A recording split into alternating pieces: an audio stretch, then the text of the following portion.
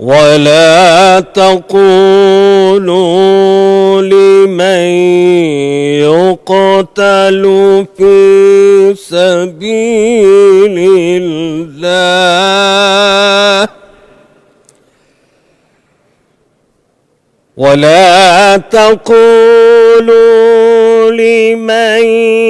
يقتل في سبيل الله أموات بل أحياء ولكن لا تشعرون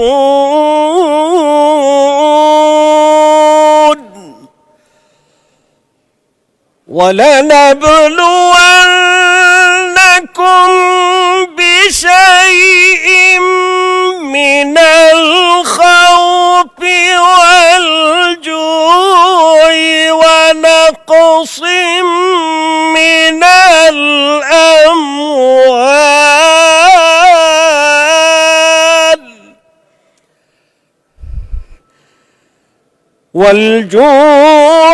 ونقص من الأموال والأنفس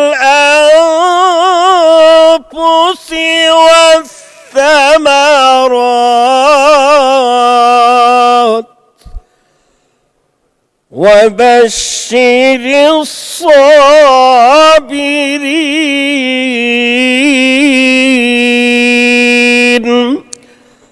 صدق الله العظيم بسم الله الرحمن الرحيم সূরা বাকারা এর 154 এবং 55 নম্বর আয়াত। মহান রব্বুল আলামিন বলছেন, আর যারা আল্লাহর রাস্তায় চলতে চলতে নিহত হয় তাদেরকে মৃত বলো না, বরং তারা জীবিত, কিন্তু তোমরা তা বোঝো না। এবং অবশ্যই আমি তোমাদিওকে পরীক্ষা করব কিছুটা ভয়, ক্ষুধা, জান, মাল এবং ফসলের ক্ষতি সাধনের মাধ্যমে। তবে ধৈর্য ধারণকারীদের জন্যই রয়েছে উত্তম পুরস্কার। বারাকাল্লাহু লানা ওয়া লাকুম ফিল কুরআনিল আযীম ওয়া আসসালামু আলাইকুম ওয়া রাহমাতুল্লাহ।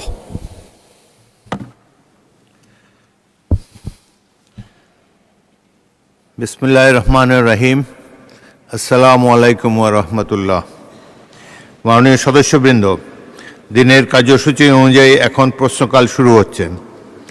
প্রশ্নকালের প্রথম 30 মিনিট মাননীয় প্রধানমন্ত্রী কর্তৃক উত্তরদানের জন্য নির্ধারিত।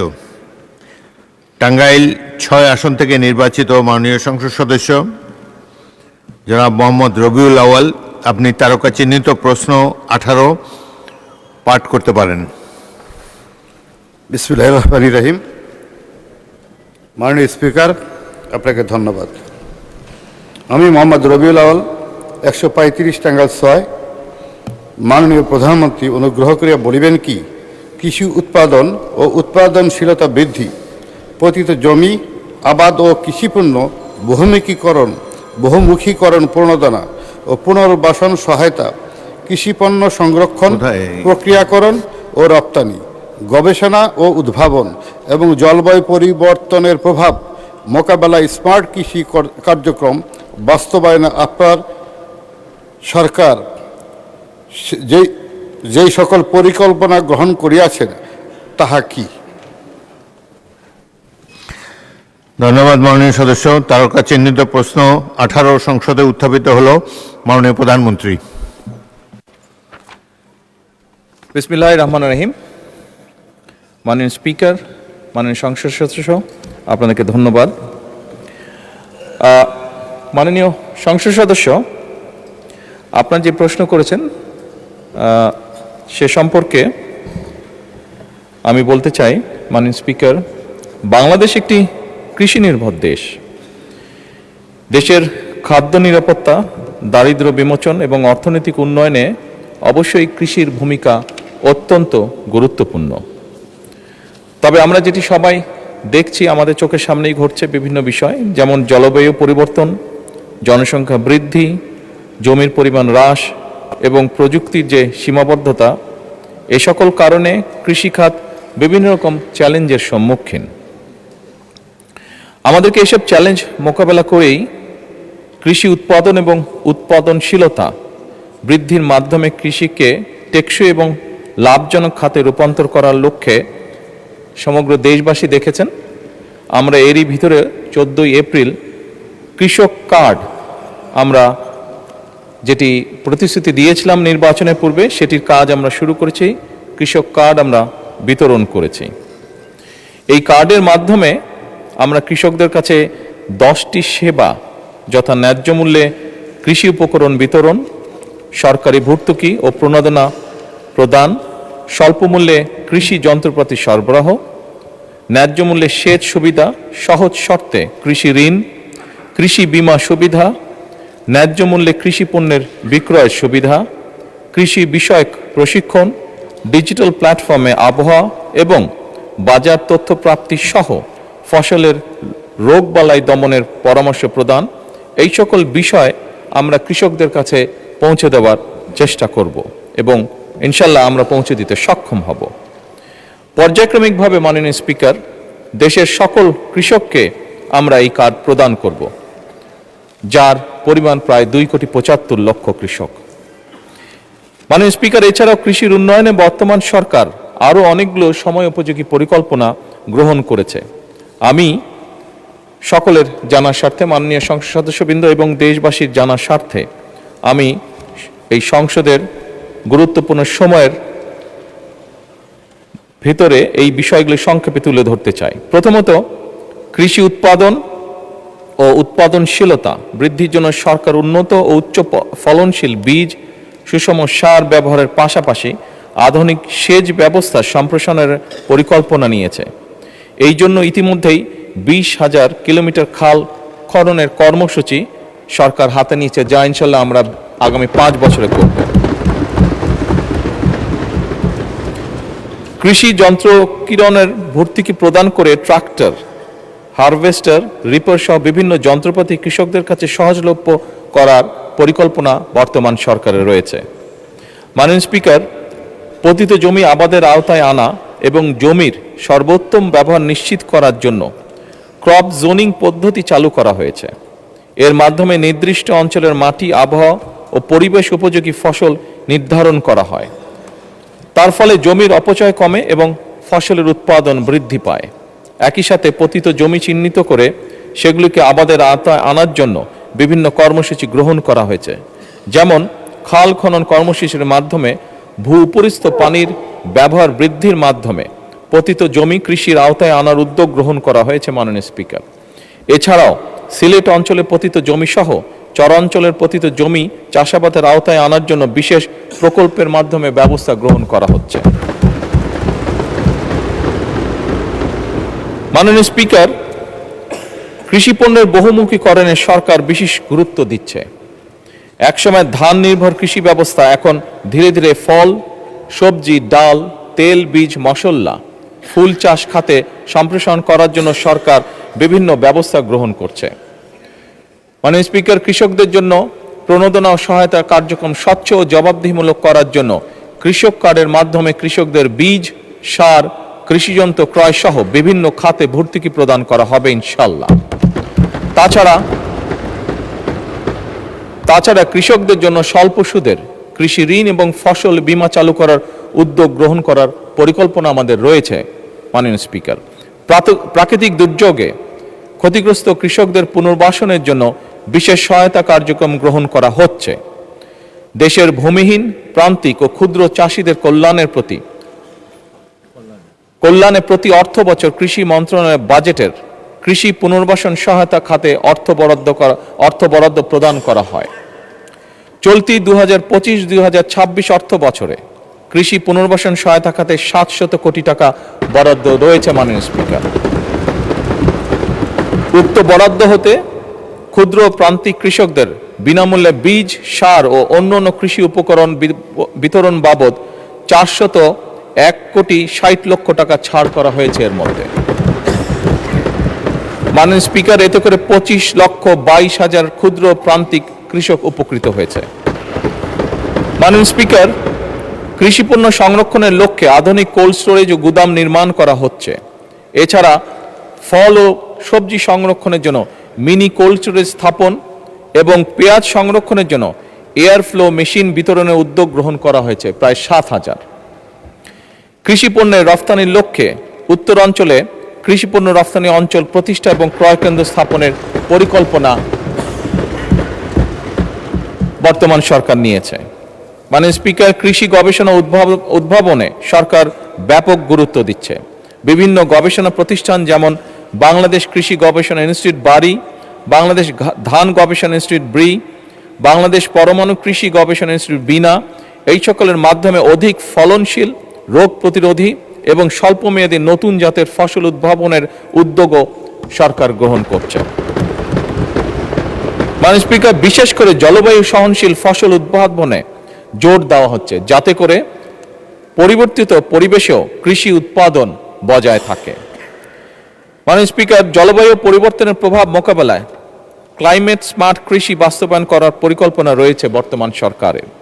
লবণাক্ততা, খরা ও বন্যা সহ সহনশীল ফসল চাষ, পানি ব্যবস্থার উন্নয়ন এবং টেকসই কৃষি প্রযুক্তি ব্যবহারের মাধ্যমে কৃষিকে পরিবেশ বান্ধব করা, কম সেচ, কম রাসায়নিক সার ও কম কীটনাশক প্রয়োগের মাধ্যমে ফসল উৎপাদন, প্রিপেইড মিটার স্থাপন এবং সেচের অল্টারনেট ওয়েটিং অ্যান্ড ড্রাইং পদ্ধতির মাধ্যমে খরাপ্রবণ অঞ্চলে ভূগর্ভস্থ পানির ব্যবহার কমিয়ে পরিবেশের ভারসাম্য রক্ষা, মোবাইল অ্যাপ যেমন খামারি অ্যাপস ব্যবহার করে স্থানভিত্তিক উপযুক্ত ফসল চাষ করে সেচ, সার সহ অন্যান্য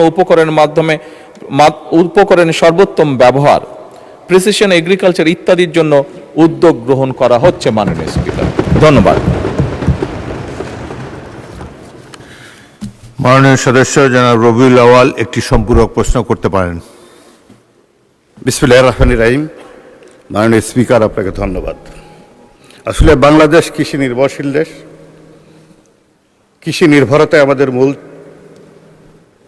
এই দেশকে উপলক্ষ করে জমি সংক্রান্ত ব্যাপারে কিছু কথা বলতে চাই। মাননীয় প্রধানমন্ত্রী, আপনি একটু মনোযোগ সহকারে লক্ষ্য করবেন। আমরা যত উপকরণই দিই, যত ওষুধই দিই, বাংলাদেশে ধীরে ধীরে যে হারে জনসংখ্যা বেড়ে উঠছে, আজকে 20 কোটি লোকের সংখ্যা হয়ে দাঁড়িয়েছে, কিন্তু জমির সংখ্যা বাংলাদেশে বৃদ্ধি পায়নি। তাই মাননীয় সদস্য সরাসরি প্রশ্ন করেন। আমি সয়েল টেস্টের ব্যাপারে বিভিন্ন যে জায়গায় যে কথা হচ্ছে উন্নয়নের ক্ষেত্রে, সেই ক্ষেত্রে আমাদের যারা তারেক রহমান যে নীতিমালা দিয়েছেন তাকে সাধুবাদ জানাই। আমি জনাব তারেক রহমানের বর্তমান প্রধানমন্ত্রী বাংলাদেশের গণ উন্নয়নের লক্ষ্য নিয়ে যিনি কাজ করছেন, বিশেষ করে কৃষি নির্ভরতা, তাকেও ধন্যবাদ জানাই। ইনশাআল্লাহ যে নীতিমালা উনি প্রয়োগ করেছেন সেই ক্ষেত্রে উনি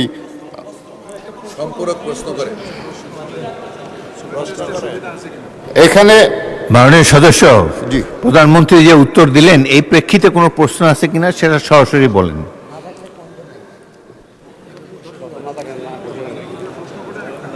আমি আপনাকে ধন্যবাদ জানাচ্ছি এবং মাটির উর্বরতার ক্ষেত্রে কোনো সয়েল টেস্টের মাধ্যমে যদি কিছু করা যায় সেই ক্ষেত্রে কোনো ভূমিকা আছে কিনা।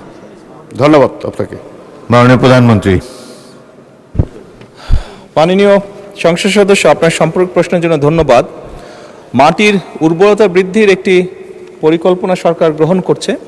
আপনি জানেন যে বিভিন্ন স্পিকার, কেমিক্যাল সার ব্যবহার করার ফলে আমাদের অনেক জায়গায় মাটির উর্বরতা কমে গিয়েছে এবং সেই জন্যই মাটির বিভিন্ন বিষয় টেস্ট করার মাধ্যমে আমরা ন্যানো সারের প্রয়োগ বৃদ্ধি করতে চাচ্ছি, দেশে প্রচলনটা তৈরি করতে চাচ্ছি, যাতে করে সারের খরচও কমে এবং মাটির যে উর্বরতা শক্তি সেটি নষ্ট না হয়। এবং একই সাথে আরেকটি বিষয় আছে, বিভিন্ন জায়গায় মাটির যে উর্বরতা নষ্ট হয়ে যাওয়ার কারণে চুনের ব্যবহার করার মাধ্যমে মাটির উর্বরতা বৃদ্ধি করা সম্ভব, রাসায়নিক যে ক্রিয়াটি থাকে সেটিকে নিউট্রিলাইজ করা সম্ভব, সেই উদ্যোগও গ্রহণ করছে সরকার। ধন্যবাদ মাননীয় স্পিকার। মাননীয় সদস্য মাসুম মুস্তাফা, নেত্রকোনা 5।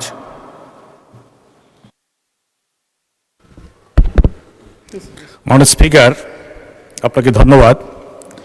আমি মাননীয় প্রধানমন্ত্রীর কাছে বিনয়ের সাথে জানতে চাই, কৃষি, কৃষক, কৃষি শ্রমিক, কৃষি বাংলাদেশের মেরুদণ্ড, অর্থনীতির মেরুদণ্ড।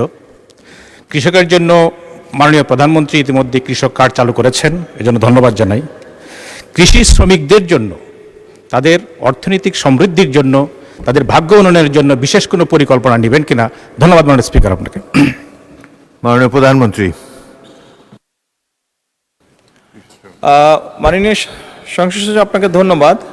কৃষি শ্রমিক যারা আছেন, আমি বলেছি আমার মূল বক্তব্য উপস্থাপনের সময় আমি বলেছি যে প্রান্তিক কৃষক যারা আছেন তাদেরকে আমরা এই কৃষক কার্ড সহায়তার মধ্যে নিয়ে এসেছি, এবং প্রান্তিক কৃষক বা একদম ক্ষুদ্র কৃষক যারা আছেন তাদেরকে সহায়তা যেটা আমরা দিচ্ছি সেইটার ভেতর দিয়েই আমরা কৃষি শ্রমিক যারা আছে তাদেরকে আমরা সহায়তা পৌঁছে দিতে চেষ্টা করব।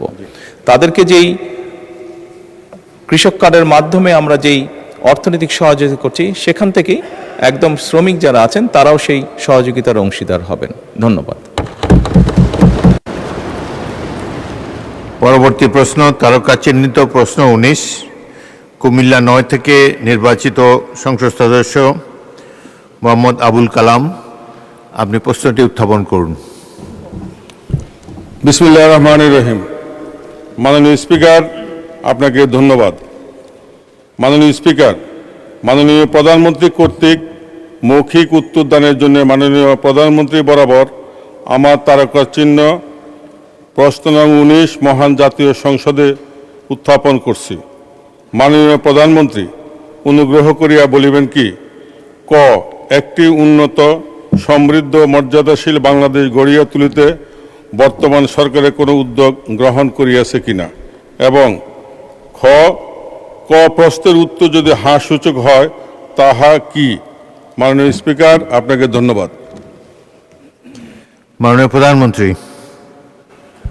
মাননীয় সংসদ সদস্য, আপনাকে ধন্যবাদ আপনার প্রশ্নের জন্য। আপনি যে প্রশ্নটি করেছেন, প্রথম যে শব্দ দুটি ব্যবহার করেছেন উন্নত ও মর্যাদাশীল, অবশ্যই আমরা নির্বাচনের আগে জনগণের সামনে একটি ম্যানিফেস্টো উপস্থাপন করেছিলাম, এবং সেই ম্যানিফেস্টোর মূল লক্ষ্যই ছিল একটি উন্নত এবং সমৃদ্ধশীল বাংলাদেশ, উন্নত সমৃদ্ধশীল মর্যাদাশীল বাংলাদেশ গঠন করার, এবং সেটির জন্যই বাংলাদেশের মানুষ এই ম্যানিফেস্টো গ্রহণ করেছে বলেই বাংলাদেশ জাতীয়তাবাদী দল সরকার গঠনে সক্ষম হয়েছে।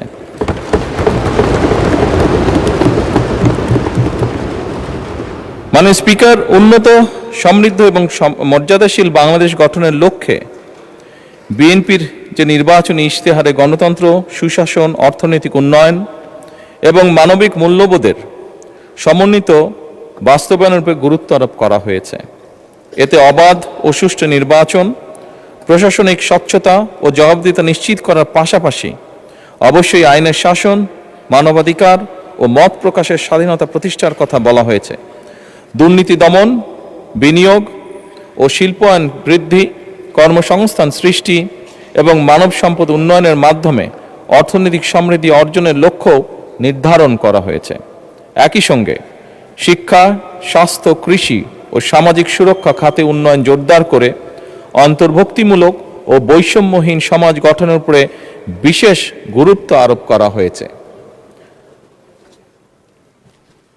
এছাড়া সবার আগে বাংলাদেশ পররাষ্ট্রনীতির এই মূল দর্শনকে বিবেচনায় নিয়ে প্রতিটি ক্ষেত্রে বাংলাদেশের স্বাধীনতা, সার্বভৌমত্ব, জাতীয় স্বার্থ, জাতীয় নিরাপত্তা এবং জনগণের কল্যাণে সর্বাগ্রে প্রাধান্য দেওয়ার লক্ষ্যে কার্যক্রম শুরু হয়েছে। এর ভিতর সমতা, ন্যায্যতা ও পারস্পরিক সম্মানের ভিত্তিতে বাংলাদেশকে একটি আত্মমর্যাদাশীল রাষ্ট্র হিসেবে প্রতিষ্ঠার লক্ষ্যে সরকার কাজ শুরু করেছে এবং কাজ করে যাচ্ছে। সরকারের নির্বাচনী ইশতেহারে ঘোষিত কার্যক্রম সমূহ বাস্তবায়নের লক্ষ্যে সকল মন্ত্রণালয় বিভাগে আগামী 180 দিন, আগামী 2026-27 অর্থ বছরে এবং আগামী 5 বছরের কর্মপরিকল্পনা প্রণয়ন করেছে এবং তা বাস্তবায়নে প্রয়োজনীয় উদ্যোগ গ্রহণ করেছে। মাননীয় স্পিকার, আগামী 5 বছরে ইনশাল্লাহ 20,000 কিলোমিটার খাল ও নদী খনন এবং পুনর্খননের কার্যক্রম, প্রান্তিক ও নিম্ন আয়ের পরিবারের জন্য ফ্যামিলি কার্ড প্রদান, কৃষি উন্নয়নে কৃষকদের জন্য কৃষক কার্ড, মসজিদ, মন্দির, বৌদ্ধ বিহার, প্যাগোডা ও গির্জা চার্চে কর্মরত ধর্মীয় গুরু বা ব্যক্তিবর্গের জন্য সম্মানী ও উৎসব ভাতা, ক্রীড়াবিদদের জন্য ক্রীড়া কার্ড ও ভাতা প্রদান, 5 বছরে 25 কোটি বৃক্ষরোপণ কর্মসূচি, 10,000 টাকা পর্যন্ত কৃষি ঋণ সুদ মওকুফ সহ ইত্যাদি। এছাড়াও সারা দেশের শহর ও গ্রাম অঞ্চলে খেলার মাঠ নির্ধারণ ও অবকাঠামো উন্নয়ন, ই হেলথ কার্ডের মাধ্যমে চিকিৎসা সেবা প্রদান, 5 লক্ষ সরকারি কর্মচারী নিয়োগের পরিকল্পনা এবং এই অর্থবছরে প্রাথমিক বিশ্ববিদ্যালয় ইনশাল্লাহ 2 লক্ষ শিশুদের মাঝে বিনামূল্যে স্কুল ড্রেস, শুধু স্কুল ড্রেসই নয় মাননীয় স্পিকার, স্কুল ড্রেসের পাশাপাশি আমরা বাচ্চাদেরকে বাংলাদেশে তৈরি আমাদের একসময় যে সোনালী আঁশ বলতাম সেই জুট থেকে, পাট থেকে তৈরি আমরা বাচ্চাদেরকে স্কুল ব্যাগ দিব এবং একই সাথে ড্রেসের পাশাপাশি একই সাথে আজকে সকালে মাননীয় স্পিকার একটি পরিকল্পনা গ্রহণ করেছে। আমরা চেষ্টা করছি প্রাইমারি স্কুলের বাচ্চাদেরকে আমরা জুতো সরকার থেকে দেব, জুতাও দেওয়ার চেষ্টা করছি। মাননীয় স্পিকার, এই সকল উদ্যোগ আমরা বাস্তবায়নের চেষ্টা করছি একটি উন্নত, সমৃদ্ধ এবং মর্যাদাশীল বাংলাদেশ গড়ে তুলতে। ধন্যবাদ। মাননীয় সদস্য মোহাম্মদ আব্দুল কালাম, আপনি একটি সম্পূরক প্রশ্ন করতে পারেন। মাননীয় স্পিকার, আপনাকে ধন্যবাদ। আমার প্রশ্নের বিস্তারিত উত্তর জানার জন্য আমি মাননীয় প্রধানমন্ত্রীকে প্রতি ধন্যবাদ সহ আন্তরিকভাবে কৃতজ্ঞতা জানাচ্ছি। আমার সম্পূরক প্রশ্নটি হল, মাননীয় প্রধানমন্ত্রীর নিকট প্রাথমিক বিদ্যালয়ের 2 লক্ষ শিশুদের বিনামূল্যে স্কুল ড্রেস কবে থেকে বিতরণ শুরু হবে? ধন্যবাদ। মাননীয় প্রধানমন্ত্রী। মাননীয় স্পিকার এবং মাননীয় সংসদ সহ আপনাদেরকে ধন্যবাদ আমাকে এই উত্তরটি দেবার সুযোগ করে দেওয়ার জন্য।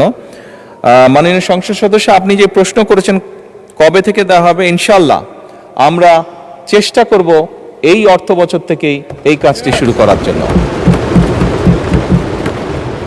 ধন্যবাদ। মাননীয় সদস্য মোহাম্মদ আতাউর রহমান, নড়াইল 2।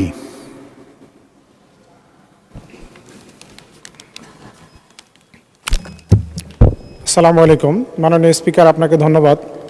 আমি মাননীয় প্রধানমন্ত্রীর কাছে সবিনয়ে জানতে চাই যে আমরা যেহেতু উন্নত, সমৃদ্ধ এবং মর্যাদাশীল বাংলাদেশ গড়তে চাচ্ছি, সেহেতু আমরা কৃষি নির্ভর দেশ হওয়ার কারণে আজকে কৃষকের সুযোগ সুবিধা তাদের দোরগোড়ায় পৌঁছে দেওয়া দরকার। কিন্তু আমি ইতিমধ্যে বিগত 2 মাসে সরকারের যে কৃষি প্রণোদনা দেওয়া হয় সেই প্রদান অনুষ্ঠানে আমি 4টা অনুষ্ঠানে থেকেছি।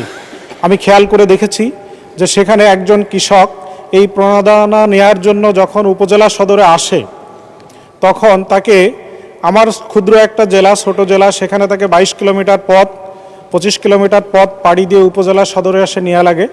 আমি কয়েকজনের কাছে জিজ্ঞাসা করেছি যে আপনার কত টাকা খরচ হয়। তো একজন বললেন যে আমার 400 টাকা বাড়ি থেকে আসা যাওয়ার জন্য খরচ হয়। কিন্তু হিসাব করে দেখা যায় যে গ্রুপ ভিত্তিক যে বীজ প্রদান করা হয় বা সার প্রদান করা হয় তার দাম কোনো সময় 200 বা 300 টাকা।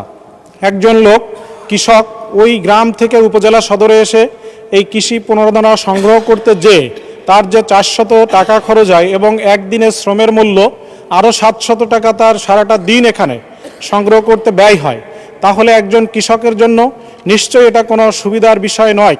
সেজন্য আমি সবিনয়ে মাননীয় প্রধানমন্ত্রীর কাছে জানতে চাই যে কৃষকের এই প্রণোদনা তার দোরগোড়ায় পৌঁছে দেওয়ার জন্য আমরা অতি দ্রুত ইউনিয়ন ভিত্তিক এটা তাদের কাছে পৌঁছানোর জন্য কোনো ব্যবস্থা গ্রহণ করতে পারবো কিনা, মাননীয় প্রধানমন্ত্রীর ব্যাপারে পরিকল্পনা কি সেটা জানতে চাই। মাননীয় স্পিকার, ধন্যবাদ।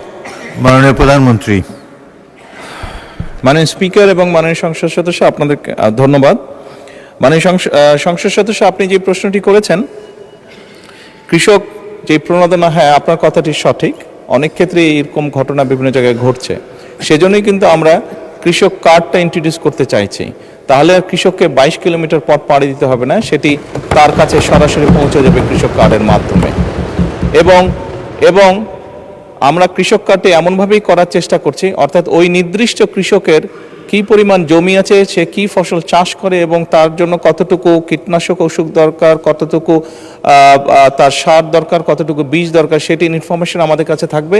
এবং তার এলাকায় ওই ইউনিয়নের মধ্যে যেটি আপনি উল্লেখ করেছেন, সেই ইউনিয়নের মধ্যে মাননীয় স্পিকার আমরা যে সকল দোকানে এই জিনিসগুলো পাওয়া যাবে সেই দোকানে তার জন্য নির্দিষ্টভাবে বরাদ্দ থাকবে।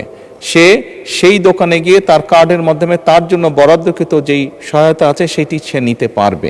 আমরা সেই ব্যবস্থা থেকে ইনশাল্লাহ আগাচ্ছি। ধন্যবাদ মাননীয় স্পিকার। তারকা চিহ্নিত প্রশ্ন 20 মোহাম্মদ শওকতুল ইসলাম, মৌলভীবাজার 2 উত্থাপন করতে পারেন। মাননীয় স্পিকার, আপনাকে ধন্যবাদ। মাননীয় speaker, I am very sorry, আমার গলার অবস্থা ভালো নয়, তারপরেও আমি বলছি, আমি মহামান্য প্রধানমন্ত্রীকে নিজে এই প্রশ্ন করতে পারায় নিজেকে ধন্য মনে করছি। আমি মোহাম্মদ শওকতুল ইসলাম, 236 মৌলভীবাজার 2। মাননীয় প্রধানমন্ত্রী, অনুগ্রহ করিয়া বলিবেন কি পরিবার ও জনস্বাস্থ্য নিয়ে জনসচেতনতা বৃদ্ধিতে সরকার কি উদ্যোগ গ্রহণ করিয়াছে? ধন্যবাদ মাননীয় স্পিকার। মাননীয় প্রধানমন্ত্রী। মাননীয় সংসদ সদস্য, আপনাকে ধন্যবাদ আপনার প্রশ্নের জন্য। মাননীয় স্পিকার, আমি ছোট্ট একটি কারেকশন করতে চাই, স্লিপ অফ টাং। একটু আগে একটি প্রশ্নের উত্তরে আমি প্রাথমিক বিশ্ববিদ্যালয় বলেছিলাম, ওটি প্রাথমিক বিদ্যালয় হবে। এবং মাননীয় সংসদ সদস্যকে একটি অনুরোধ করতে চাইবো, আপনি আমাকে যখন অ্যাড্রেস করেছেন আপনি মহামান্য শব্দটি মনে হয় ব্যবহার করেছেন, দয়া করে আমাকে এর পরে অ্যাড্রেস করার সময় কখনো এই কথাটি আর বলবেন না।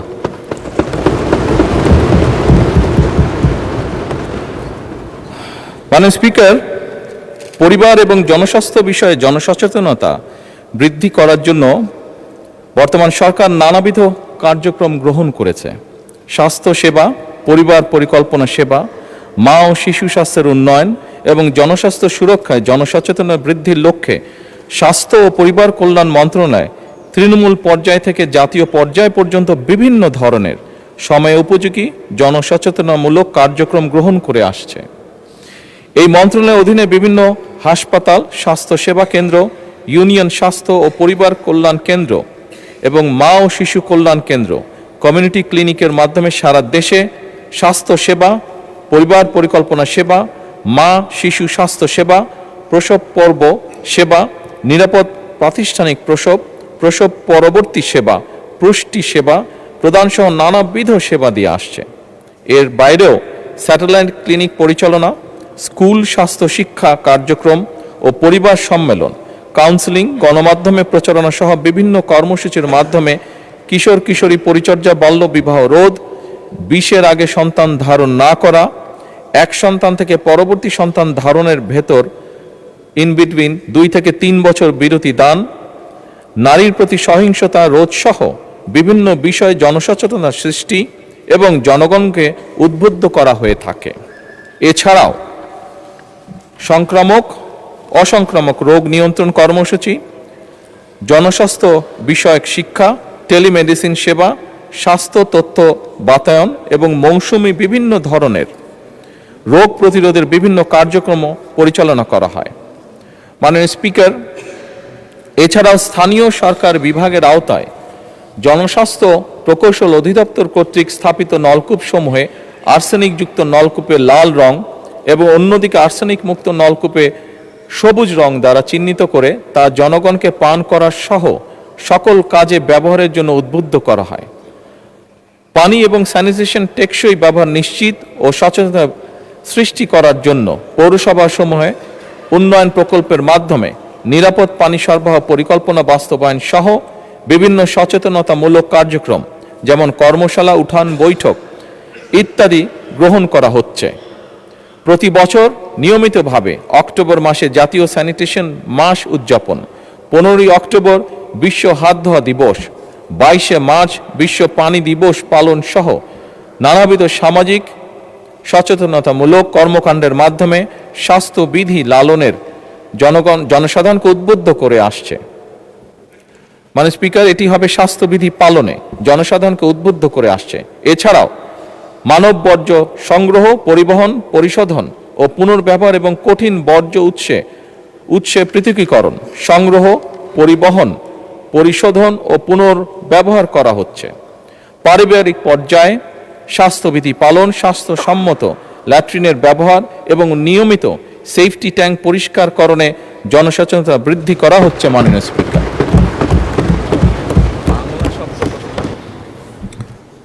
মাননীয় সদস্য মোহাম্মদ শওকতুল ইসলাম একটি সম্পূরক প্রশ্ন করতে পারেন।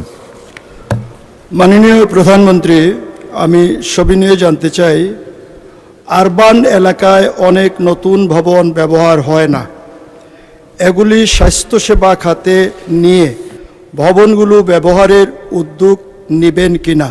ধন্যবাদ মাননীয় স্পিকার।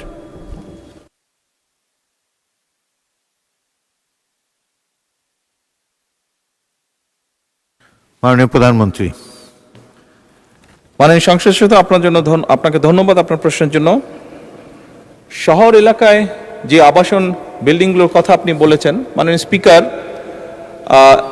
এলজিআরডি মন্ত্রণালয়ের অধীনে এইরকম প্রায় 200-র মতন বিল্ডিং ছিল যেগুলোর কোনো ব্যবহার ছিল না। বিল্ডিংগুলি কোনোটি 5 তলা, কোনোটি 8 তলা, এরকম প্রায় 200টি বিল্ডিং আছে। আমরা বর্তমান সরকার কিছুদিন আগে একটি উদ্যোগ গ্রহণ করেছে, এগুলি আমরা স্বাস্থ্য মন্ত্রণালয়ের কাছে হ্যান্ডওভার করার ব্যবস্থা নিয়েছি। এবং মাননীয় স্পিকার, ইনশাল্লাহ এই মাসের মধ্যে এই প্রায় 200-র মতন বিল্ডিং, 200-র একটু কম হবে মাননীয় স্পিকার, এই বিল্ডিংগুলো আমরা স্বাস্থ্য মন্ত্রণালয়ের কাছে হস্তান্তর হয়ে যাবে, এর মধ্যে প্রসেসটা কমপ্লিট হয়ে যাবে। এবং খুব দ্রুতই আগামী 2 থেকে মাস 2-এর ভিতরে এইগুলো এরকম ছোট ছোট মাতৃসদন ক্লিনিক সহ শিশু এবং নারীদের চিকিৎসার জন্য এই বিল্ডিংগুলোকে উপযোগী করে গড়ে তোলা হবে। মাননীয় স্পিকার, ধন্যবাদ। ধন্যবাদ মাননীয় প্রধানমন্ত্রী। মাননীয় সদস্য সালাউদ্দিন, গাজীপুর 4।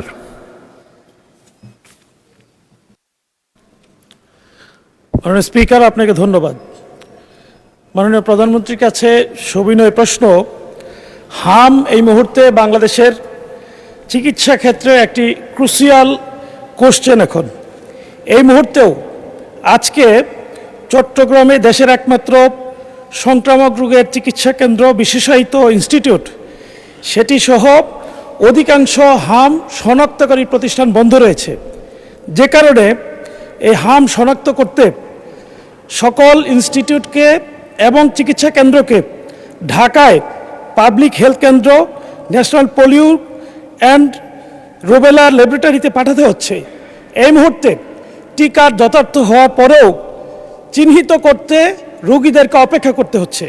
এই ব্যবস্থা উত্তরণে খুব দ্রুত কোনো ব্যবস্থা নেওয়া হবে কিনা? মাননীয় স্পিকার, আপনাকে ধন্যবাদ। মাননীয় প্রধানমন্ত্রী।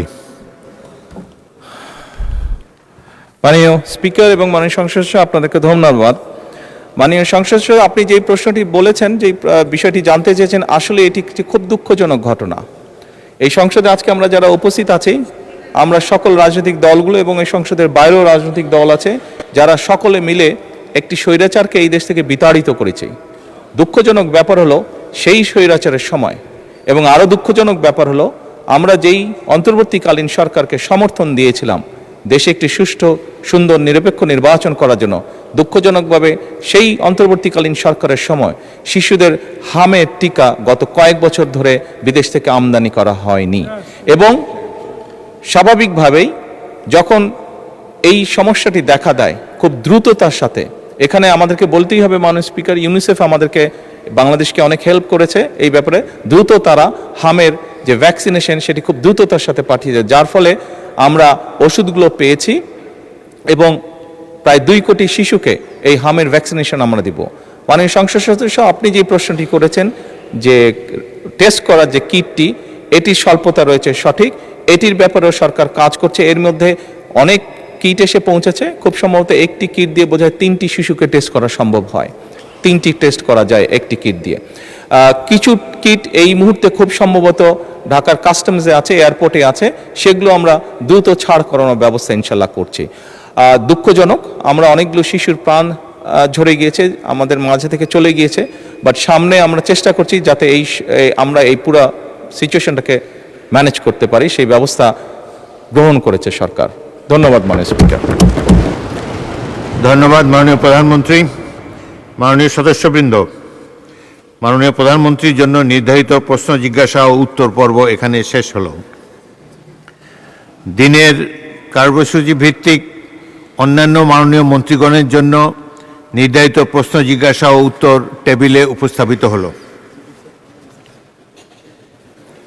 ইয়েস, মাননীয় চিফ হুইপ। সকল মাননীয় সদস্যদের অধিকার রক্ষার কারণে আমি একটি প্রশ্ন করতে চেয়েছিলাম, তা করিনি। মাননীয় প্রধানমন্ত্রী যেহেতু সংসদে উপস্থিত আছেন, একটি বিষয় আমাদের সকল সংসদ সদস্যদের যেটি একটি জানার বিষয় আছে, মাননীয় প্রধানমন্ত্রী এই বিষয়ে একটু দৃষ্টি দেবেন। এই কারণে ফ্যাসিস্ট সরকারের আমলে সারা বাংলাদেশে সর্বত্র যে সার প্রয়োগের যে ডিলার নিয়োগ করা হয়েছে, সেই ডিলার এখনও বাস্তবে বহাল তবিয়তে আছে, এবং সেই ডিলারদের মাধ্যমে এটা সকল মাননীয় ফ্যাসিস্ট আমলে যে ডিলার নিয়োগ করা হয়েছে, এইটা মাননীয় প্রধানমন্ত্রী এই বিষয়ে হয়তো নিশ্চয়ই খেয়াল করেছেন ইতিমধ্যে। কাজে এই ব্যাপারে আমরা চাই যে এখন ডিলার যারা বিগত দিনে ছিলেন তারা অনেকে সার উত্তোলন করেন না এবং আর্টিফিশিয়াল ক্রাইসিস তৈরি করার চেষ্টা করছেন। কাজে এটা কোনো বিজিতে নাই, এটা প্রশ্ন মাননীয় প্রধানমন্ত্রীর কাছে ওই সময় করি নাই, না প্রশ্নোত্তর পর্বে করি নাই। মাননীয় প্রধানমন্ত্রী সামনে আছেন, এটা সকল হাউজের সকলেরই বোধহয় এটা প্রত্যাশা, সেই ডিলার নিয়োগ বাতিল করে নতুন করে ডিলার নিয়োগ করা হোক, যাতে ফ্যাসিস্টটা বিতাড়িত হয় এবং কৃষকরা রিয়েলি ন্যায্য মূল্যে সার পায়। মাননীয় প্রধানমন্ত্রীর কাছে এটা প্রশ্ন করতে চাই না, মানে এটা তার কাছে একটা সাজেশন চাই, এরকম কী করতে পারেন তিনি সকল দেশের জন্য। মাননীয় চিফ হুইপ, প্রশ্ন মাননীয় প্রধানমন্ত্রীর উত্তর দানের পর্ব শেষ, সুতরাং এখন আর এটার কোনো সুযোগ নাই।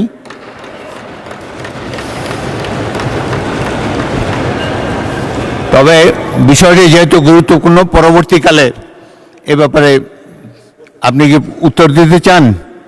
তবে এটা আজকের এর মধ্যে আসবে না, প্রশ্নোত্তরের মধ্যে আসবে না, তবুও সংসদ নেতা হিসাবে আপনি একটা বক্তব্য রাখতে পারেন। আমি সংসদ নেতা হিসাবে এটি সংক্ষেপে বলতে চাই। সংসদ নেতা হিসাবে বিধির বাইরে, এটা আমি সংসদ নেতা হিসাবে এটার উত্তর দিতে চাইছি। মাননীয় চিফ হুইপ যেটি বলেছেন, উনি যখন ওনার বক্তব্যটি উপস্থাপন করেন, আমি খেয়াল করেছি মোটামুটি পুরা সংসদ বিষয়টিকে ওয়েলকাম করেছেন। এই ব্যাপারে যদি পুরা সংসদের সম্মতি থাকে, নিশ্চয়ই সরকার দ্রুতই ব্যবস্থা গ্রহণ করবে। ধন্যবাদ মাননীয় স্পিকার। ধন্যবাদ মাননীয় প্রধানমন্ত্রী। মাননীয় সদস্যবৃন্দ, আজ কার্যপ্রণালী বিধির ৭১ বিধিতে জরুরি জনগুরুত্বপূর্ণ। ইয়েস, মিস্টার আবুল হাসনাত আবদুল্লাহ, মাননীয় সদস্য, কিছু বলবেন? ব্যক্তিগত কৈফিয়ত বলুন, সংক্ষেপে বলবেন। ধন্যবাদ মাননীয় স্পিকার। ত্রয়োদশ জাতীয় সংসদ গঠিত হওয়ার পর সরকারি দল এবং বিরোধী দল প্রত্যেকেই একটা কমিটমেন্ট দিয়েছে, বহুদিনের প্রচলিত যে ট্যাক্স ফ্রি গাড়ি এবং প্লট আমরা নিব না, এই বিষয়ে আমরা সিদ্ধান্ত নিয়েছি। এবং গতকাল এই বিষয়টিকে সমর্থন জানানো পূর্বক আমি এই সংসদে একটি বক্তব্য প্রদান করি, যেটি আজকে বিভিন্ন মিডিয়াতে এটা একটা বিভ্রান্তি ছড়ানো হয়েছে। আমি আমার জায়গা থেকে যেই ট্যাক্স ফ্রি গাড়ি আমরা নিব না এবং প্লট এই সুবিধাটি যেটা আমরা নিব না, এই সিদ্ধান্ত সমর্থনপূর্বক আমি জানিয়েছি জেলা পরিষদের চেয়ারম্যান, উপজেলা পরিষদের চেয়ারম্যান, পৌর মেয়র, ডিসি, ইউনো, এসিল্যান্ড সহ অন্যান্য সরকারি অফিসার সরকারি কার্য পরিচালনা করার জন্য যেভাবে সরকারি একটি গাড়ি পেয়ে থাকে, ঠিক একই প্রক্রিয়ায় আমাদের যারা সংসদ সদস্য আছে তাদেরকে ঠিক একই প্রক্রিয়া একটি গাড়ি ব্যবহার করা দেয়া যায় কিনা সেটি আমি এই সংসদে আমি জানিয়েছিলাম। সরকারি মালিকানাধীন একটি গাড়ি যতদিন পর্যন্ত এমপি থাকবেন ঠিক ততদিন ব্যবহার করবেন এবং সেটির জন্য কিন্তু এক্সট্রা খরচও লাগবে না, কারণ আমাদের এই সংসদ সদস্যদেরকে কিন্তু ইতিমধ্যে ৭০,০০০ টাকা কিন্তু গাড়ি মেনটেনেন্স করার জন্য দেওয়া হয়। এখন গাড়ি মেনটেন্সের জন্য ৭০,০০০ টাকা করে দেওয়া হয়, কিন্তু আমাদের গাড়ি নেই।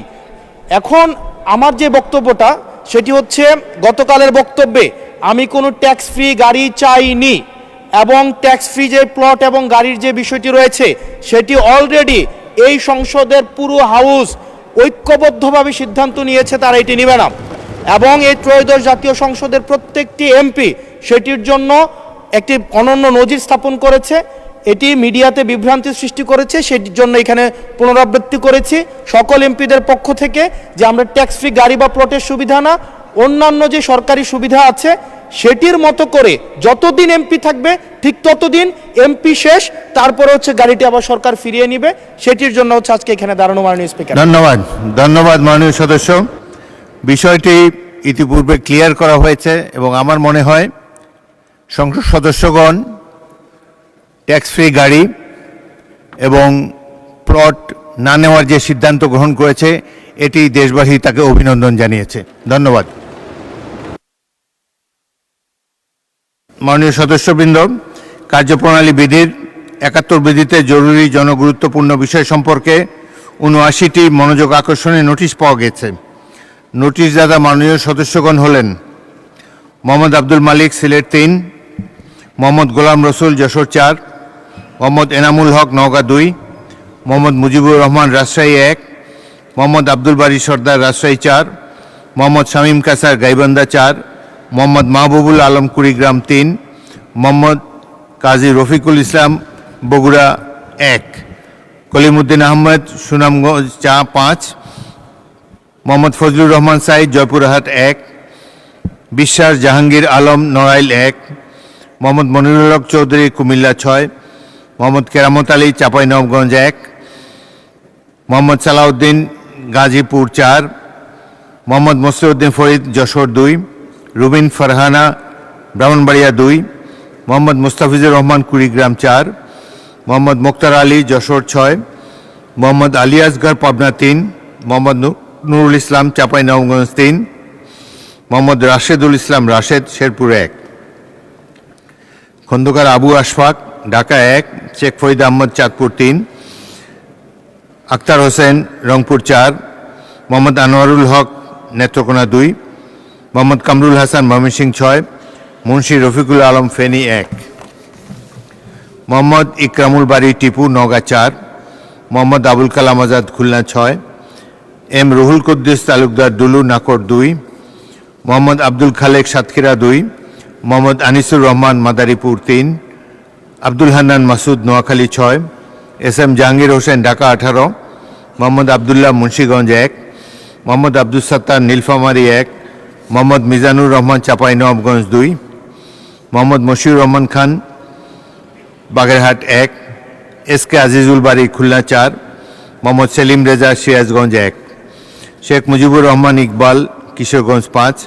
মোহাম্মদ আব্দুল আজিজ, নাটোর ৪, হাফিজ Mohammad Rabiul Bashar, Satkhira ৩, Mohammad Abdul Alim, Bagerhat ৪, Mohammad Abdul Mannan, Brahmanbaria ৫, Mohammad Enamul Haque, Chittagong ১২, Mohammad Mosharraf Hossain, Bogura ৪, Mohammad Shamsur Rahman, Shimul Biswas, Pabna ৫, Mohammad Majedur Rahman, Gaibandha ১, Mohammad Anwarul Islam, Kurigram ১, Sarwar Jamal Nizam, Chittagong ১৩, Mohammad Abdul Gafur, Kushtia ২, Mohammad Abu Sufian, Chittagong ৯, Sheikh Manjurul Haque, Rahat, Bagerhat ২, Mohammad Motiur Rahman, Jhenaidah ৩, Shahjahan Chowdhury, Chittagong ১৫, Mohammad Faridul Kabir Talukdar, Jamalpur ৪, Mohammad Manjurul Islam, Dinajpur ১, Mohammad Kamal Hossain, Dhaka ৫, Mohammad Masud Parvez, Chuadanga ১, Mohammad Ruhul Amin, Chuadanga ২, Mohammad Shahadat Hossain, Lakshmipur ১, advocate Mohammad Jalal Uddin, Kishoreganj ২, A M Mahbubuddin, Noakhali ১, Mohammad Mahbubur Rahman Belal, Rangpur ৩, Abul Kalam Azad Siddiqui, Tangail ৭, Mohammad Zahirul ইসলাম, চট্টগ্রাম ১৬, মোহাম্মদ সেলিম ভুইয়া, কুমিল্লা ২, মোহাম্মদ রায়হান সিরাজি, রংপুর ১, শাহ মোহাম্মদ ওয়ারেস আলী মামুন, জামালপুর ৫, আলমগীর মোহাম্মদ মাহফুজুল্লাহ ফরিদ, চট্টগ্রাম ২, সৈয়দ জয়নুল আবেদিন, ঢাকা ৪, মোহাম্মদ আবুল খায়ের ভূঁইয়া, লক্ষ্মীপুর ২, মোহাম্মদ মাহমুদুল হক রুবেল, শেরপুর ৩, ফখরুদ্দিন আহমদ, ময়মনসিংহ ১১, মোহাম্মদ রবিউল আওয়াল, টাঙ্গাইল ৬, আলহাজ জসিমউদ্দিন আহমদ, চট্টগ্রাম ১৪, মোহাম্মদ সাইফুল আলম, ঢাকা ১২, মোহাম্মদ খালেদ হোসেন মাহবুব, ব্রাহ্মণবাড়িয়া 3। মাননীয় সদস্যবৃন্দ, আজ আমি কোনো নোটিশ গ্রহণ করছি না, তবে বিধি ও রেয়াজ অনুযায়ী নোটিশ জানার সদস্যদের মধ্য থেকে প্রত্যেককে নিজ নিজ নোটিশের বিষয়বস্তু সম্পর্কে 2 মিনিট করে বক্তব্য রাখার জন্য আহ্বান জানাচ্ছি। মোট 30 জনের মধ্যে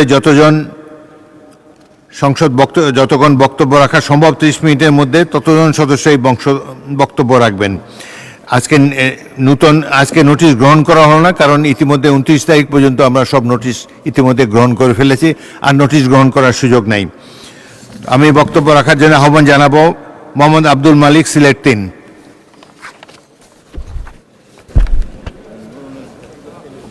বিসমিল্লাহির রহমানির রহিম। আসসালামু আলাইকুম। মাননীয় স্পিকার, আপনাকে ধন্যবাদ আমাকে সময় দেওয়ার জন্য। আমার বিষয়টা হচ্ছে যে আমি একজন প্রবাসী ছিলাম এবং প্রবাসে বৃহত্তর আন্দোলন করেছে প্রবাসীরা। আমাদের আজকের সংসদ লিডার, আমাদের মাননীয় প্রধানমন্ত্রীর দিক নির্দেশনায় আমরা মুক্তিযুদ্ধ থেকে শুরু করে শহীদ রাষ্ট্রপতি জিয়াউর রহমানের মুক্তিযুদ্ধ, লেটেস্ট কোমলমতি ছাত্রছাত্রী এই দেশের জন্য জীবন দিয়ে গেছে, সেইখানেও আমাদের মাননীয় প্রধানমন্ত্রী নির্দেশে আমরা প্রবাসে আন্দোলন করেছি। এবং প্রবাসীরা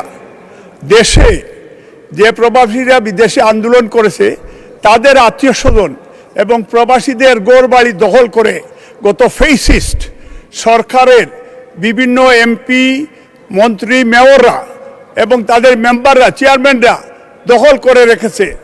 মাননীয় প্রধানমন্ত্রী এবং আপনার মাধ্যমে স্বরাষ্ট্রমন্ত্রীর কাছে আমাদের আকুল আবেদন, কারণ স্বরাষ্ট্রমন্ত্রী একজন প্রবাসী বান্ধব। আমরা চাই যে তাদের বিষয়টা, তাদের ঘরবাড়ি কীভাবে ফিরে পায়। এখন পর্যন্ত সেই ফেসিস্টরা তাদের দাপটের সহিত, মাননীয় স্পিকার, তারা এই দেশে বিভিন্ন সেক্টরে তারা এখন পর্যন্ত সেইখানে বসে আছে। এবং আমি সিলেটের বিষয়টা, আমাদের লিডার অফ দি অপোজিশন উনিও সিলেটের, এবং উনিও জানেন অনেক ইস্যু প্রবাসীদের ঘরবাড়ি দখল করে আছে। আমি সিলেট সহ সারা বাংলাদেশের প্রবাসীদের এই ঘরবাড়ি এবং তাদের ব্যবসা বাণিজ্য দখল ফেরতের জন্য মাননীয় প্রধানমন্ত্রী এবং মাননীয় হোম মিনিস্টারের কাছে আমার। মোহাম্মদ গোলাম রসুল, যশোর 4। বিসমিল্লাহির রহমানির রহিম। মাননীয় স্পিকার, আপনাকে ধন্যবাদ। আমি আজকে আপনার মাধ্যমে মহান সংসদে যে বিষয়টা উত্থাপন করতে চাই, সেটা হলো বাংলাদেশে এই মুহূর্তে আলিয়া মাদ্রাসার ক্ষেত্রে মাত্র 3টা আলিয়া মাদ্রাসা আছে সরকারি, অথচ বাংলাদেশে এই মুহূর্তে সরকারি কলেজের সংখ্যা 708, স্কুল অ্যান্ড কলেজের সরকারি সংখ্যা হচ্ছে 63, সরকারি মাধ্যমিক বিদ্যালয়ের সংখ্যা 628, সরকারি আলিয়া মাদ্রাসা আছে শুধু ঢাকা আলিয়া, সিলেট এবং বগুড়াতে, এছাড়া আর কোথাও সরকারি আলিয়া মাদ্রাসা নাই। বাংলাদেশে এই মুহূর্তে মাদ্রাসার সংখ্যা 9300, কামিল, ফাজিল, আলিম এবং দাখিল ধরে বাংলাদেশে এই মুহূর্তে 28 লক্ষ ছাত্রছাত্রী মাদ্রাসায় লেখাপড়া করে। আমরা দেখতে পাচ্ছি আলিয়া মাদ্রাসাগুলোতে ছাত্র এবং ছাত্রী প্রায় সমান, বরঞ্চ অনেক ক্ষেত্রে আমরা দেখেছি ছাত্রীদের সংখ্যা অনেক বেশি। আমি আজকে এই মহান সংসদে বলতে চাই যে বাংলাদেশের যে আধুনিক শিক্ষার ক্ষেত্রেও আলিয়া মাদ্রাসা পিছনে নাই। এবং বাংলাদেশে যদি আমরা বিভিন্ন পাবলিক বিশ্ববিদ্যালয়ে ভর্তির ক্ষেত্রে দেখি, আমরা মেডিকেলে দেখি, সকল জায়গায় দেখা যাবে আলিয়া মাদ্রাসার ছাত্ররা অনেক ভালো রেজাল্ট তারা সেখানে করছে। দেশ এবং জাতির উন্নয়নের জন্য তাদের যে অবিস্মরণীয় অবদান আজকে রয়ে গেছে। আজকে যদি মহান সংসদে দেখা যায়, আমি নিজের ব্যাকগ্রাউন্ড একজন মাদ্রাসার ছাত্র, দেখা যায় অনেকেই আলিয়া মাদ্রাসাতে লেখাপড়া করেছেন। কিন্তু আমি আজকে আপনার মাধ্যমে, মাননীয় শিক্ষামন্ত্রী, উপমন্ত্রীও নাই, আমি শিক্ষামন্ত্রীকে বা আপনার মাধ্যমে দৃষ্টি আকর্ষণ করতে চাই, বাংলাদেশের কমপক্ষে প্রতিটা জেলায় একটি মাদ্রাসা সরকারিকরণের মাধ্যমে এদেশের ছাত্রছাত্রী যাতে সরকারি সুযোগ সুবিধা পায়, লেখাপড়ার জন্য আরও ভালো কিছু করতে পারে, তার যাতে ব্যবস্থা গ্রহণ করা হয়। আপনাকে ধন্যবাদ। মাননীয় সদস্য মোহাম্মদ এনামুল হক, নওগাঁ 2।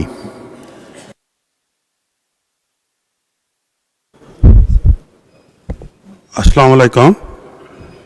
মাননীয় স্পিকার, আপনাকে ধন্যবাদ। আপনার মাধ্যমে আমার নির্বাচিত এলাকা 47 নওগাঁ 2 পতিতলা এবং ধামরাট ভোটার সহ সকল জনগণকে আমার আন্তরিক মোবারকবাদ এবং ধন্যবাদ জানাচ্ছি। তাদের অক্লান্ত পরিশ্রম এবং তাদের মূল্যবান আমানতের বিনিময়ে তাদের সুখ দুঃখে কথা বলবার জন্য তারা আমাকে সংসদে পাঠিয়েছে। মাননীয় স্পিকার, আমার বিষয়বস্তু ছিল কৃষির উপরে। কৃষি নিয়ে আজকে সংসদে অনেক কথা হয়েছে। আমি সেই কৃষির উপরে আবার নতুন করে বলতে চাই। আমার নির্বাচনী এলাকা সম্পূর্ণ ধানের এলাকা এবং গতকাল থেকে আজ পর্যন্ত আমার কাছে কমপক্ষে 20 জন কৃষক মোবাইল করেছেন। বর্তমানে বিদ্যুৎ সংকটের কারণে আমাদের বড় মৌসুমে তারা ধানে জমিতে সেচ প্রকল্পে ব্যাপক ব্যাঘাত ঘটতেছে এবং কিছু কিছু যারা উঁচু জমি সেই সব জমিতে আমাদের পানি না থাকার কারণে ধান প্রায় পুড়ে যাওয়ার মতন একটা মাটির প্রকোপ সৃষ্টি হয়েছে। আমি আজকে এই মহান সংসদে আপনার মাধ্যমে বলতে চাই, এই 54 বছর ধরে সাধারণ মানুষের ভাগ্য উন্নয়নের জন্য যেসব কথাবার্তা যেসব আলাপ আলোচনা এই সংসদে হয়, এটি বাস্তবে প্রতিফলন খুব কম দেখা যায়। আমি নিজে একজন কৃষক, আমার বাবা কৃষক, আমার দাদা কৃষক, আমার দাদার বাবা কৃষক ছিল। 4 পুরুষ ধরে আমি কৃষিকাজ করে আসছি। কৃষি পণ্য যেসব আছে, বিশেষ করে ধান, আলু, পেঁয়াজ, এইসব জিনিসের ন্যায্য মূল্য এখন পর্যন্ত কৃষকরা পাচ্ছেন না। এখানে যা আলোচনা হয় এটি প্রকৃতপক্ষে কৃষকের দোরগলায়, এটি যেন সুষম বন্টন এবং কৃষক যেন তার ন্যায্য মূল্য পায়, এটি আমার কথা। পাশাপাশি কৃষকদের সার তারা সুষ্ঠুভাবে বন্টন পায় না। যখন সারের প্রয়োজন হয় তখন সার পাওয়া যায় না। যখন সার প্রয়োগের সময় শেষ হয়ে যায় তারপরে সার আসে। সিন্ডিকেটের মাধ্যমে এই যে সারের যে সৃষ্টি, এইসব থেকে দূর। মোহাম্মদ কলিমউদ্দিন আহমদ, সুনামগঞ্জ 5। মাননীয় স্পিকার,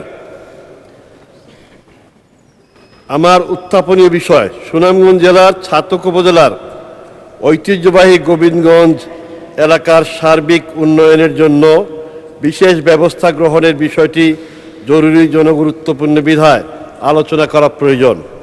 সুনামগঞ্জ জেলার ছাতক উপজেলার গোবিন্দগঞ্জ বাজার একটি ঐতিহ্যবাহী এলাকা। ব্যবসা, অর্থনীতি, বাণিজ্য, স্বাস্থ্য ব্যবস্থার বিশাল অঞ্চলের জনগণের প্রাণকেন্দ্র।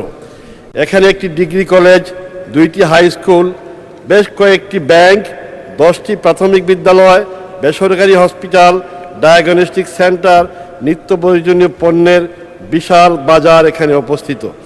হাজার হাজার জনগণ, ছাত্রছাত্রী নিয়মিত এখানে যাতায়াত করেন।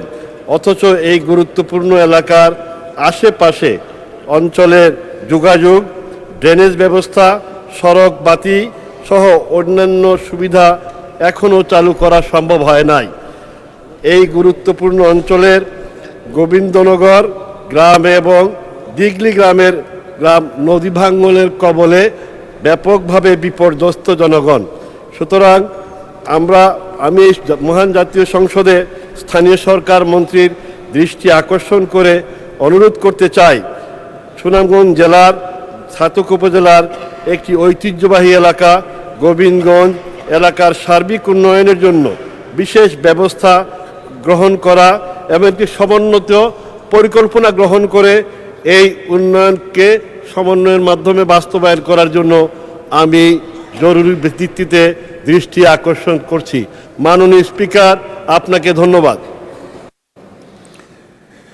মাননীয় সদস্য আব্দুল হান্নান মাসুদ, নোয়াখালী 6।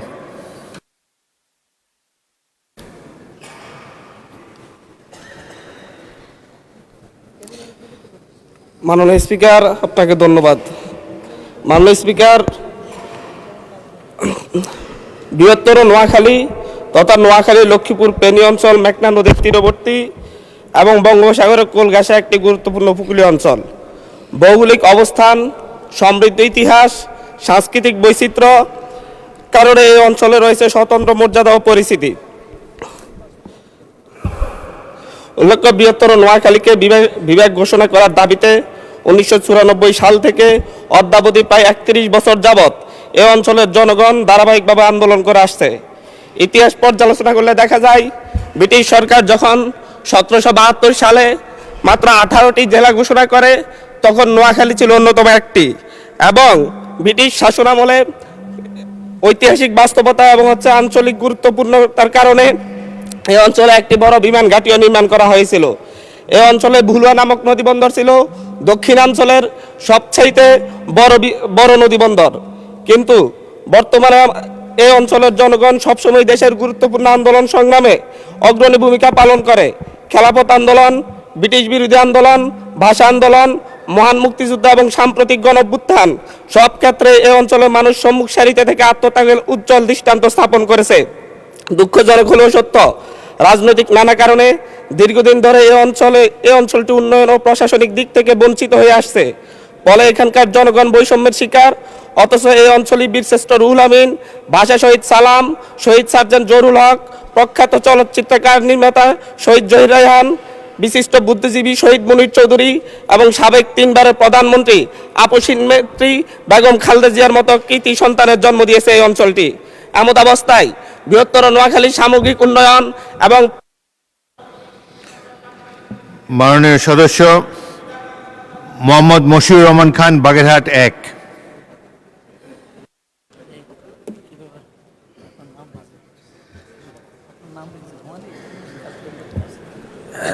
মোহাম্মদ এনামুল হক, চট্টগ্রাম 12।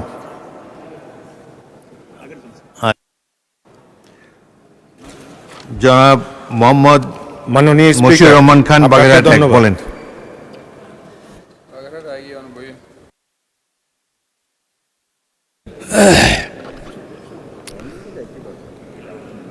মাননীয় স্পিকার, আপনাকে অসংখ্য ধন্যবাদ। পাশাপাশি ধন্যবাদ জানাচ্ছি আমার নির্বাচনী এলাকার আপামর জনতা, যারা এমন একটি আসন থেকে আমাকে নির্বাচিত করে আজকের এই মহান জাতীয় সংসদে পাঠিয়েছেন।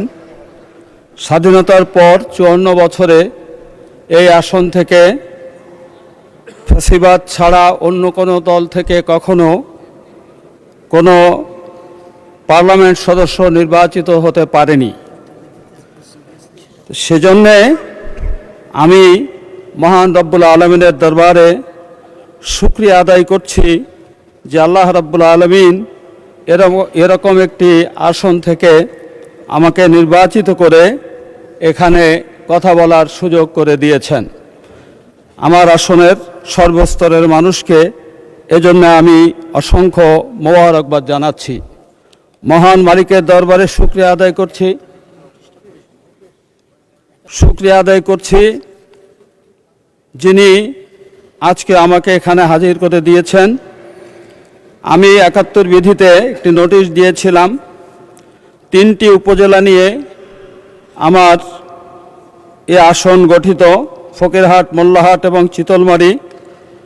এখানে সুপেয় পানির এত বেশি অভাব, যেটা মাননীয় এসজিআরডি মন্ত্রী, আমি তার দৃষ্টি আকর্ষণ করেছি।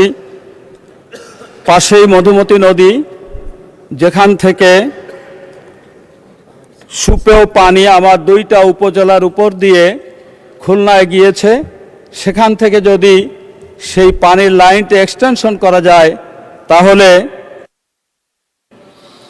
মাননীয় সদস্য মোহাম্মদ এনামুল হক, চট্টগ্রাম 12। মাননীয় স্পিকার, আপনাকে ধন্যবাদ। মাননীয় স্পিকার, আমি আমার উত্থাপিত বিষয় চট্টগ্রাম জেলার পটিয়া উপজেলা সদরে একটি কারিগরি স্কুল অ্যান্ড কলেজ প্রতিষ্ঠা প্রসঙ্গে।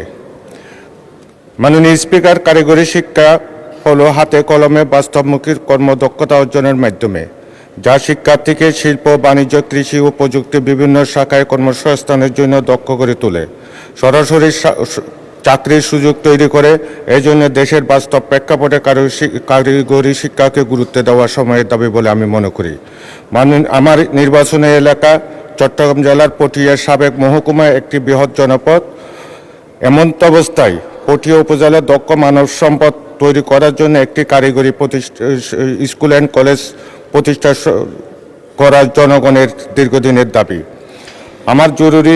অতএব জরুরি গুরুত্ব সম্পন্ন বিষয় চট্টগ্রাম জেলায় পটিয়া উপজেলা সদরে একটি কারিগরি স্কুল অ্যান্ড কলেজ প্রতিষ্ঠার জন্য মাননীয় শিক্ষামন্ত্রীর সদয় মনোযোগ আকর্ষণ করছি। ধন্যবাদ মাননীয় স্পিকার। অ্যাডভোকেট মোহাম্মদ জালাল উদ্দিন, কিশোরগঞ্জ 2।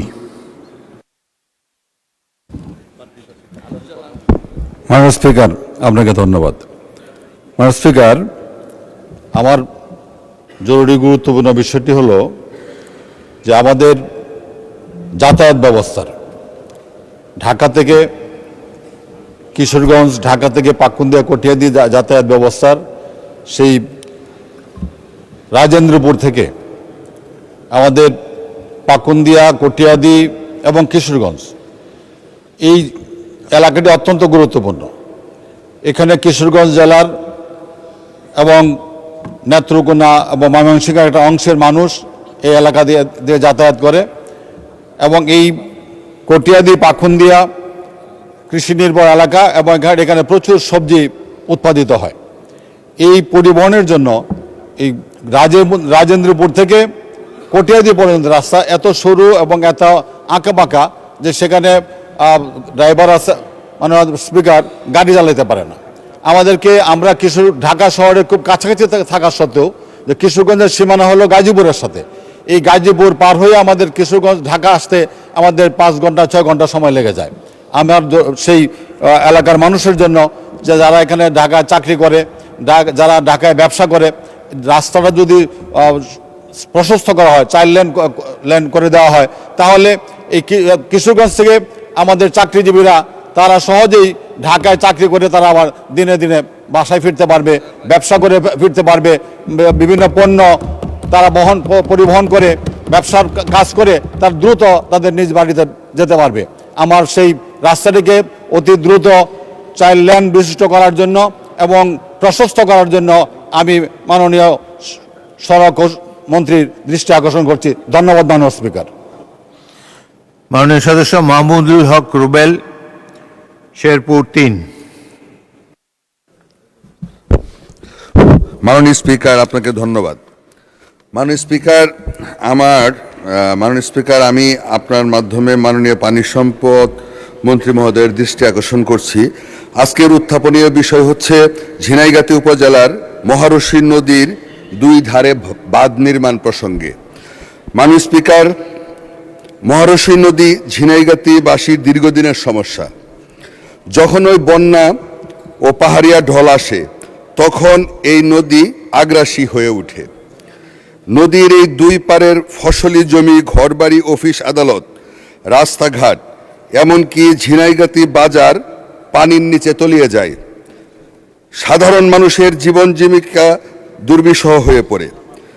তাই মাননীয় স্পিকার, আপনার মাধ্যমে মাননীয় মন্ত্রীর দৃষ্টি আকর্ষণ করে বলছি যে এই নদীর 2 ধারের বাঁধ নির্মাণ করা খুবই প্রয়োজন।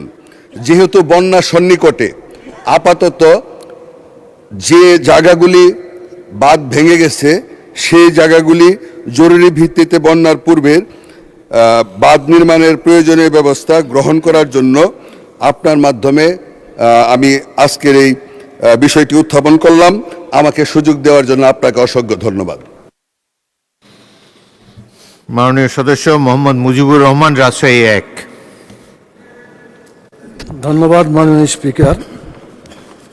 অপরাধ বন্ধ এবং অপরাধীদের গ্রেপ্তার করার জন্য পুলিশের অভিযান বৃদ্ধি করা প্রসঙ্গে মাননীয় স্পিকার, বাংলাদেশে প্রত্যেকটা উপজেলায় বিভিন্ন ইউনিয়নে অপরাধ সংগঠিত হচ্ছে এবং অপরাধীরা সেখানে লুকিয়ে থাকে।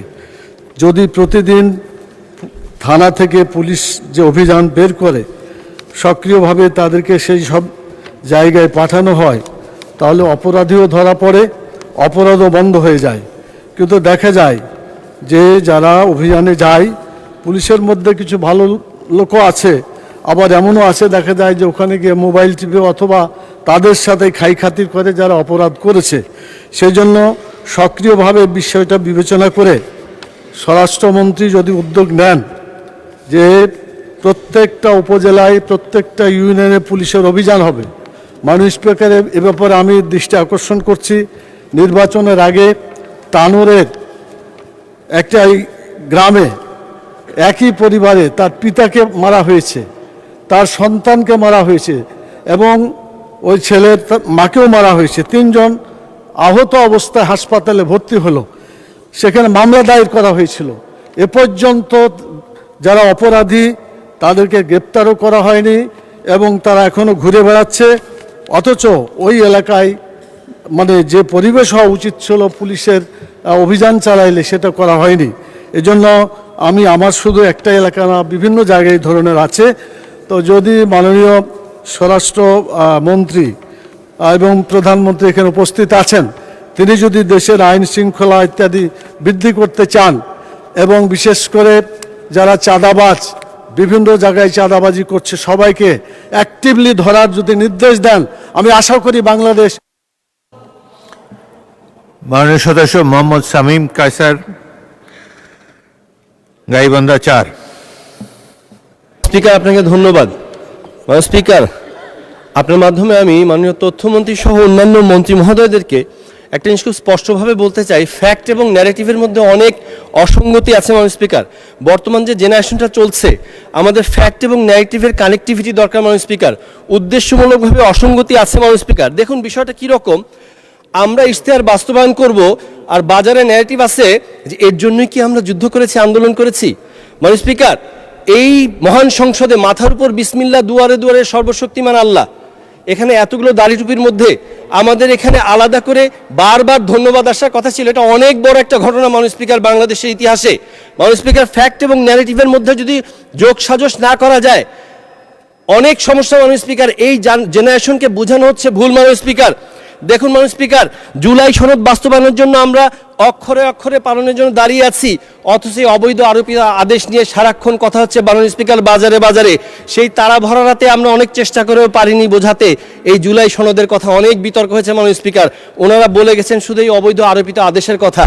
সেদিন রাতে আসলেই তারা ছিল মাননীয় স্পিকার, পরের দিন ওয়াকআউটের পরে দেখলাম যে মুষলধারে বৃষ্টি হচ্ছে। মাননীয় স্পিকার, রাষ্ট্র কি কথা বলে? রাষ্ট্র কি সিজদা দেয়? তাহলে রাষ্ট্রভাষা কি আর রাষ্ট্র ধর্ম কি? মাননীয় স্পিকার, অধিকাংশরা যেটা করে সেটাই হলো রাষ্ট্রভাষা।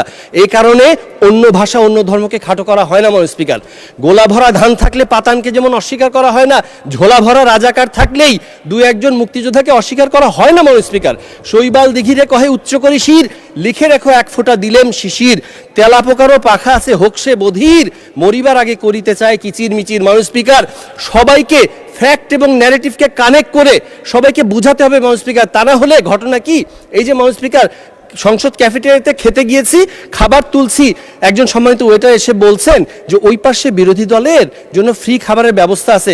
চেহারা দেখলে যে বিরোধী দল বোঝা।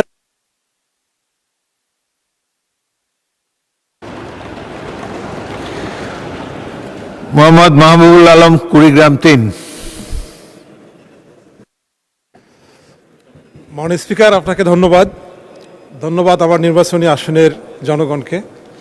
মাননীয় স্পিকার, আমার যে নির্বাচনী আসন সেখানে প্রায় 5 লক্ষ মানুষের বসবাস, দুদিকে 2টি নদী প্রবাহিত এবং 2টো নদীর 2 ধারে 2টি চর ইউনিয়ন এবং 6টি আংশিক চর ইউনিয়ন নিয়ে গঠিত। মাননীয় স্পিকার, এই চর ইউনিয়নগুলোতে এবং চর অঞ্চলগুলোর মধ্যে চলাচলের মধ্যে যেমন রাস্তা একেবারেই নেই, তেমনি পৌরসভা সহ বাকি যে ইউনিয়নগুলি আছে মাননীয় স্পিকার, এখানে 1170 কিলোমিটার রাস্তার মধ্যে মাত্র 270 কিলোমিটার পাকা রাস্তা। যে 270 কিলোমিটার পাকা রাস্তা মাননীয় স্পিকার, এগুলো আবার এখন চলাচলের অনেকটা অনুপযোগী। এজন্য মাননীয় স্পিকার, স্থানীয় সরকার মন্ত্রী মহোদয়ের প্রতি আমার বিশেষ অনুরোধ, উনি যদি একটি বিশেষ দৃষ্টি দেন, যেখানে মাত্র 21% রাস্তা পাকা, এখনও 79% রাস্তা হলো কাঁচা এবং চলাচল অনুপযোগী। সাথে সাথে মাননীয় স্পিকার, গত ইন্টারিম সময়ে বাংলাদেশের স্বল্পোন্নত 10টি থানার গ্রামীণ অবকাঠামো বিনির্মাণের জন্য একটা প্রজেক্ট নেওয়া হয়েছিল। এই প্রজেক্টে সৌভাগ্যক্রমে আমাদের উলিপুর থানাটি অনুন্নত হওয়ার কারণে 103 কোটি টাকার একটা বরাদ্দ পেয়েছিল। আমি মাননীয় স্থানীয় সরকার মন্ত্রী মহোদয়কে অনুরোধ করব, এই 103 কোটি টাকার অনুকূলে আমাদের থানা থেকে আমরা 70 কিলোমিটার রাস্তা পাকা হওয়ার জন্য আমরা মন্ত্রণালয়ে জমা দিয়েছি। আমি বিনীতভাবে অনুরোধ করব, যদি স্থানীয় সরকার মন্ত্রী মহোদয় যদি এটি পাশ করে দেয়, তাহলে অন্তত আমাদের যেমন 70 কিলোমিটার রাস্তা পাকা হবে, তেমনি আমাদের যে অন্যান্য কাঁচা রাস্তাগুলি আছে অথবা যে পাকা রাস্তাগুলি চলাচল অনুপযোগী আছে এই রাস্তাগুলো মেরামতের জন্য যদি ওনারা বিশেষ উদ্যোগ গ্রহণ করে তাহলে আমাদের এলাকার মানুষ উপকৃত হবে। ধন্যবাদ মাননীয় স্পিকার আপনাকে। মাননীয় সদস্য শামীম কায়সার একটু আগে বক্তব্য রাখলেন, আমি কি ঠিক বুঝতে পারলাম কিনা, এই সংসদের ক্যান্টিনে কি বিরোধী দলের সদস্যদেরকে ফ্রি খাওয়ানো হয়? মাননীয় স্পিকার আপনাকে ধন্যবাদ। একদিন তাদের সম্ভবত একটা ফিস্টের ব্যবস্থা ছিল, তো আমি যখন খাবার নিতে গিয়েছি মাননীয় স্পিকার, তখন আমাকে একজন সম্মানিত ওয়েটার এসে বলছেন যে ওই পাশে খাবারের ব্যবস্থা করা আছে। তো আমি যেটা বলতে চাচ্ছিলাম, ফ্যাক্ট এবং ন্যারেটিভের কানেক্টিভিটি না থাকলে পারসেপশন তৈরি হয়, এই পারসেপশনটা ভুল দিকে না যায়, এই জন্য মাননীয় স্পিকার আমাদের। কাজী রফিকুল ইসলাম, বগুড়া 1। মাননীয় স্পিকার আপনাকে ধন্যবাদ। আমার উত্থাপনী বিষয় বগুড়া থেকে সারিয়াকান্দি যে রাস্তা, এই রাস্তাটি অত্যন্ত যানজট নিরসনকল্পে এই রাস্তাটি দ্রুত 4 লেনে উন্নতি করে সারিয়াকান্দিতে একটি বাইপাস নির্মাণের জন্য আমি 71 এই সংসদে জনগুরুত্বপূর্ণ বিধায়ক উপস্থাপন করছি। মাননীয় স্পিকার, বগুড়া থেকে গাবতলী হয়ে সারিয়াকান্দি পর্যন্ত সড়কটি অত্যন্ত গুরুত্বপূর্ণ। বর্তমানে এই সড়কটি শুধু বগুড়া জেলার জন্যই নয়, সমগ্র উত্তরবঙ্গের মানুষের যোগাযোগের অন্যতম প্রধান মাধ্যম হিসেবে ব্যবহৃত হচ্ছে। বিশেষ করে সারিয়াকান্দি অঞ্চলের পাশ দিয়ে প্রবাহিত যমুনা নদীকে কেন্দ্র করে একটি উল্লেখযোগ্য পর্যটন কেন্দ্র গড়ে উঠেছে। প্রতিদিন অসংখ্য পর্যটক প্রাকৃতিক সৌন্দর্য উপভোগ করতে এই এলাকায় ভিড় জমায়। পাশাপাশি এই পর্যটনকে ঘিরে সারিয়াকান্দি উপজেলায় একটি গুরুত্বপূর্ণ বাণিজ্যিক কেন্দ্র গড়ে উঠেছে। পার্শ্ববর্তী জামালপুর জেলা অসংখ্য ব্যবসায়ী ও সাধারণ মানুষ প্রতিনিয়ত এই এলাকার ব্যবসা বাণিজ্যের উদ্দেশ্যে যাতায়াত করে থাকেন। ফলে এই অঞ্চলটি এখন পর্যটন ও ব্যবসার একটা সম্ভাবনাময় কেন্দ্র হিসেবে পরিচিতি লাভ করেছে। এই সড়ক দিয়ে প্রতিদিন অসংখ্য যাত্রীবাহী ও পণ্যবাহী যানবাহন চলাচল করে। এতে সড়কটির উপর অতিরিক্ত চাপ সৃষ্টি হচ্ছে এবং প্রায় দীর্ঘ যানজটের সৃষ্টি হচ্ছে, যার ফলে সারিয়াকান্দি উপজেলার সাধারণ মানুষ প্রতিনিয়ত চরম ভোগান্তির শিকার হচ্ছে। সড়কটির বর্তমান অবস্থা ও প্রস্থ যানবাহনের চাপের তুলনায় একেবারে অপ্রতুল। এর ফলে নিয়মিত যানজট সৃষ্টি হচ্ছে এবং জনগণের মূল্যবান সময় অপচয় হচ্ছে। মাননীয় স্পিকার, আপনার মাধ্যমে আমি এই সংসদে এই বগুড়া থেকে গাবতলী হয়ে সারিয়াকান্দি রাস্তাটি 4 লেন করে গাবতলী এবং সারিয়াকান্দিতে 2টি বাইপাস নির্মাণের জন্য আমি আহ্বান জানাচ্ছি। আপনাকে ধন্যবাদ মাননীয় স্পিকার। একজন মাননীয় সদস্য আমাকে একটি চিঠি পাঠিয়েছেন। তিনি বলেছেন যে প্রতিদিনই এলাকার সমস্যা নিয়ে 71 প্রশ্ন করছি, সুযোগ পাচ্ছি না, এলাকায় আমার খুবই বদনাম হচ্ছে। আজও আমার নাম আছে, তো অনেক সিরিয়াল ব্রেক করে তাকে একটা সুযোগ দিতে চাই যাতে তার সুনাম তিনি পুনরুদ্ধার করতে পারেন। সাইফুল আলম, ঢাকা 12।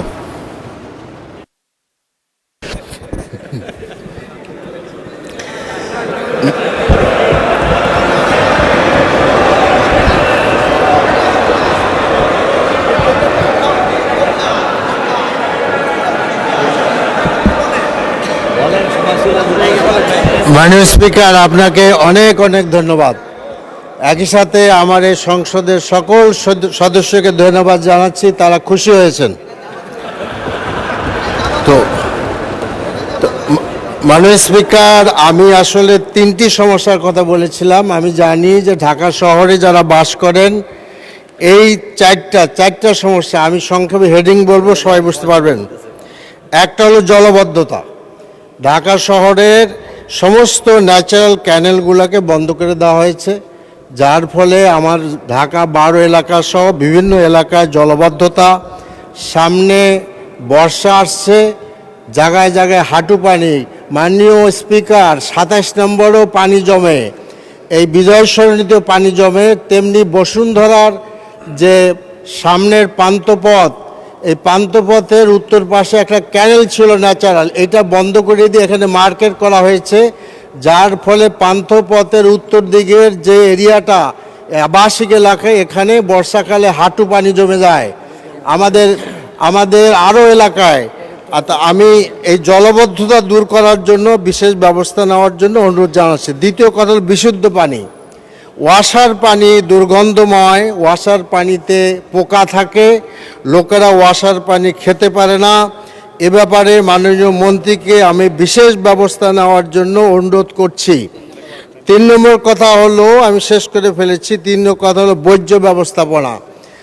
আমাদের মাননীয় প্রধানমন্ত্রী তিনি অনেক দিন বাইরে ছিলেন, আমিও সেখানে ছিলাম, কিন্তু আমার সাথে দেখা হয় নাই। মাননীয় সদস্যবৃন্দ, জরুরি জনগুরুত্ব সম্পন্ন বিষয়ে মনোযোগ আকর্ষণ বিধি। মাননীয় সদস্য, আপনাকে সুযোগ দেওয়া, সবাই বলছে সুযোগ দেওয়া উচিত না। 1 সেকেন্ডে বলতে পারবেন? গো হেড। পরীক্ষা দেই, পাশ করি কিনা পরীক্ষা দেই। শেষ করেন। বর্জ্য ব্যবস্থাপনা ভালো করা উচিত। আর গ্যাসের সমস্যা ঢাকা শহর ভুগতেছে, অনেক পুরাতন 40-50 বছরের গ্যাস লাইন। 30 সেকেন্ড শেষ করা দরকার। তা আমার মনে হয় যে মাননীয় প্রধানমন্ত্রীর আমি সাহায্য চাচ্ছি যে that should B a good বর্জ্য ব্যবস্থা। ঢাকা সিটির নোংরা উন্মুক্ত বর্জ্য ব্যবস্থাপনা, জায়গায় জায়গায় ভাগাড় স্থাপন করা হয়েছে, গন্ধ বেরোচ্ছে, এগুলো শেষ করা দরকার। Thank you. গ্যাসের লাইন। ধন্যবাদ মাননীয় সদস্য। মাননীয় সদস্যবৃন্দ, জরুরি জনগুরুত্ব সম্পন্ন বিষয়ে মনোযোগ আকর্ষণ বিধি 71-এর আওতায় প্রাপ্ত নোটিশ সময়ের উপরে 2 মিনিট বক্তব্য রাখার এই পর্ব শেষ হলো।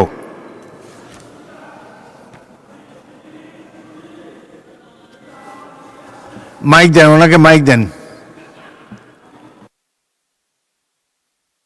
কেন আসছে না আমি জানি না, এখানে কি হইলে আসবে সেটা আমার জানা নেই। আর আপনি যখন স্পিকার, আমার অনেক আশা ছিল যে আমি চান্স পাবো, কারণ আমার যিনি অভিভাবক ছিলেন শিক্ষায়, আপনার সহধর্মিনী, উনি থাকলে আপনার বিষয় হয়তো আমি বিচার দিতে পারতাম ওনার কাছে। এখন যেহেতু উনি নাই, সেই সুযোগ নাই। কিন্তু আমি যে বিষয়গুলি বলতে চাচ্ছি মাননীয় স্পিকার, খুবই গুরুত্বপূর্ণ। এনটিআরসি নিয়ে একটা গুরুত্বপূর্ণ বিষয় সারা দেশের শিক্ষকদের মধ্যে আতঙ্ক বিরাজ করছে। আরেকটি বিষয় হলো শিক্ষক কর্মচারী কল্যাণ ট্রাস্টের কমিটি দিচ্ছে না। বিগত সরকারও কমিটি দেয়নি, এখন আমরা এসেও সেই কমিটি কেন দিতে পারবো? মাননীয় সদস্য নোটিশ দেন, আমরা নোটিশ আমি দিয়েছি মাননীয় স্পিকার, আমি প্রতিদিনই নোটিশ দেই। এখন এনটিআরসি এর বিষয়টি এখানে মাননীয় সাবেক মন্ত্রী ডক্টর ওসমান ফারুক সাহেব আছেন, আব্দুল সালাম পিন্টু সাহেব আছেন। এনটিআরসি গঠন করা হয়েছিল, এটার অর্থ হলো national teachers recruitment certificate authority. শিক্ষক নিবন্ধন দিবে, সেই শিক্ষক নিবন্ধন না দিয়ে এখন এনটিআরসিতে যারা বসে আছে তারা আওয়ামী লীগের লোক। সেই ফ্যাসিস্টদেরকে সেখানে বসিয়ে রেখে আপনি কিভাবে শিক্ষক নিয়োগ দিবেন? এখানে জামাত শিবিরের এই কোনো শিক্ষক ওই সময় নিয়োগ দেওয়া হয় নাই, তারা জামাত শিবির করে, তারা বিএনপি করে। সমস্ত প্রতিষ্ঠানের অধ্যক্ষ এবং প্রধান শিক্ষকরা জামাতের, আওয়ামী লীগের। ধন্যবাদ। সেখানে আমাদের কোনো লোক নাই, এই বিষয়ে কথা বলতে চাই। ধন্যবাদ মাননীয় সদস্য। আজকে আপনার সিরিয়াল ছিল অনেক দূরে, 14 নম্বরে না 52 নম্বরে ছিল আপনার সিরিয়াল। এনিওয়ে, আপনি চেষ্টা করেন, ভবিষ্যতে তুলতে পারবেন।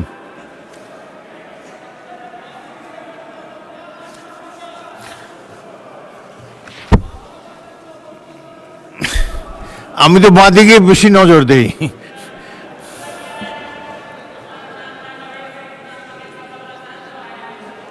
আপনি হাউসে ছিলেন না। আবার নেক্সট টাইম পরবর্তীতে সুযোগ পাবেন, ধৈর্য ধরুন।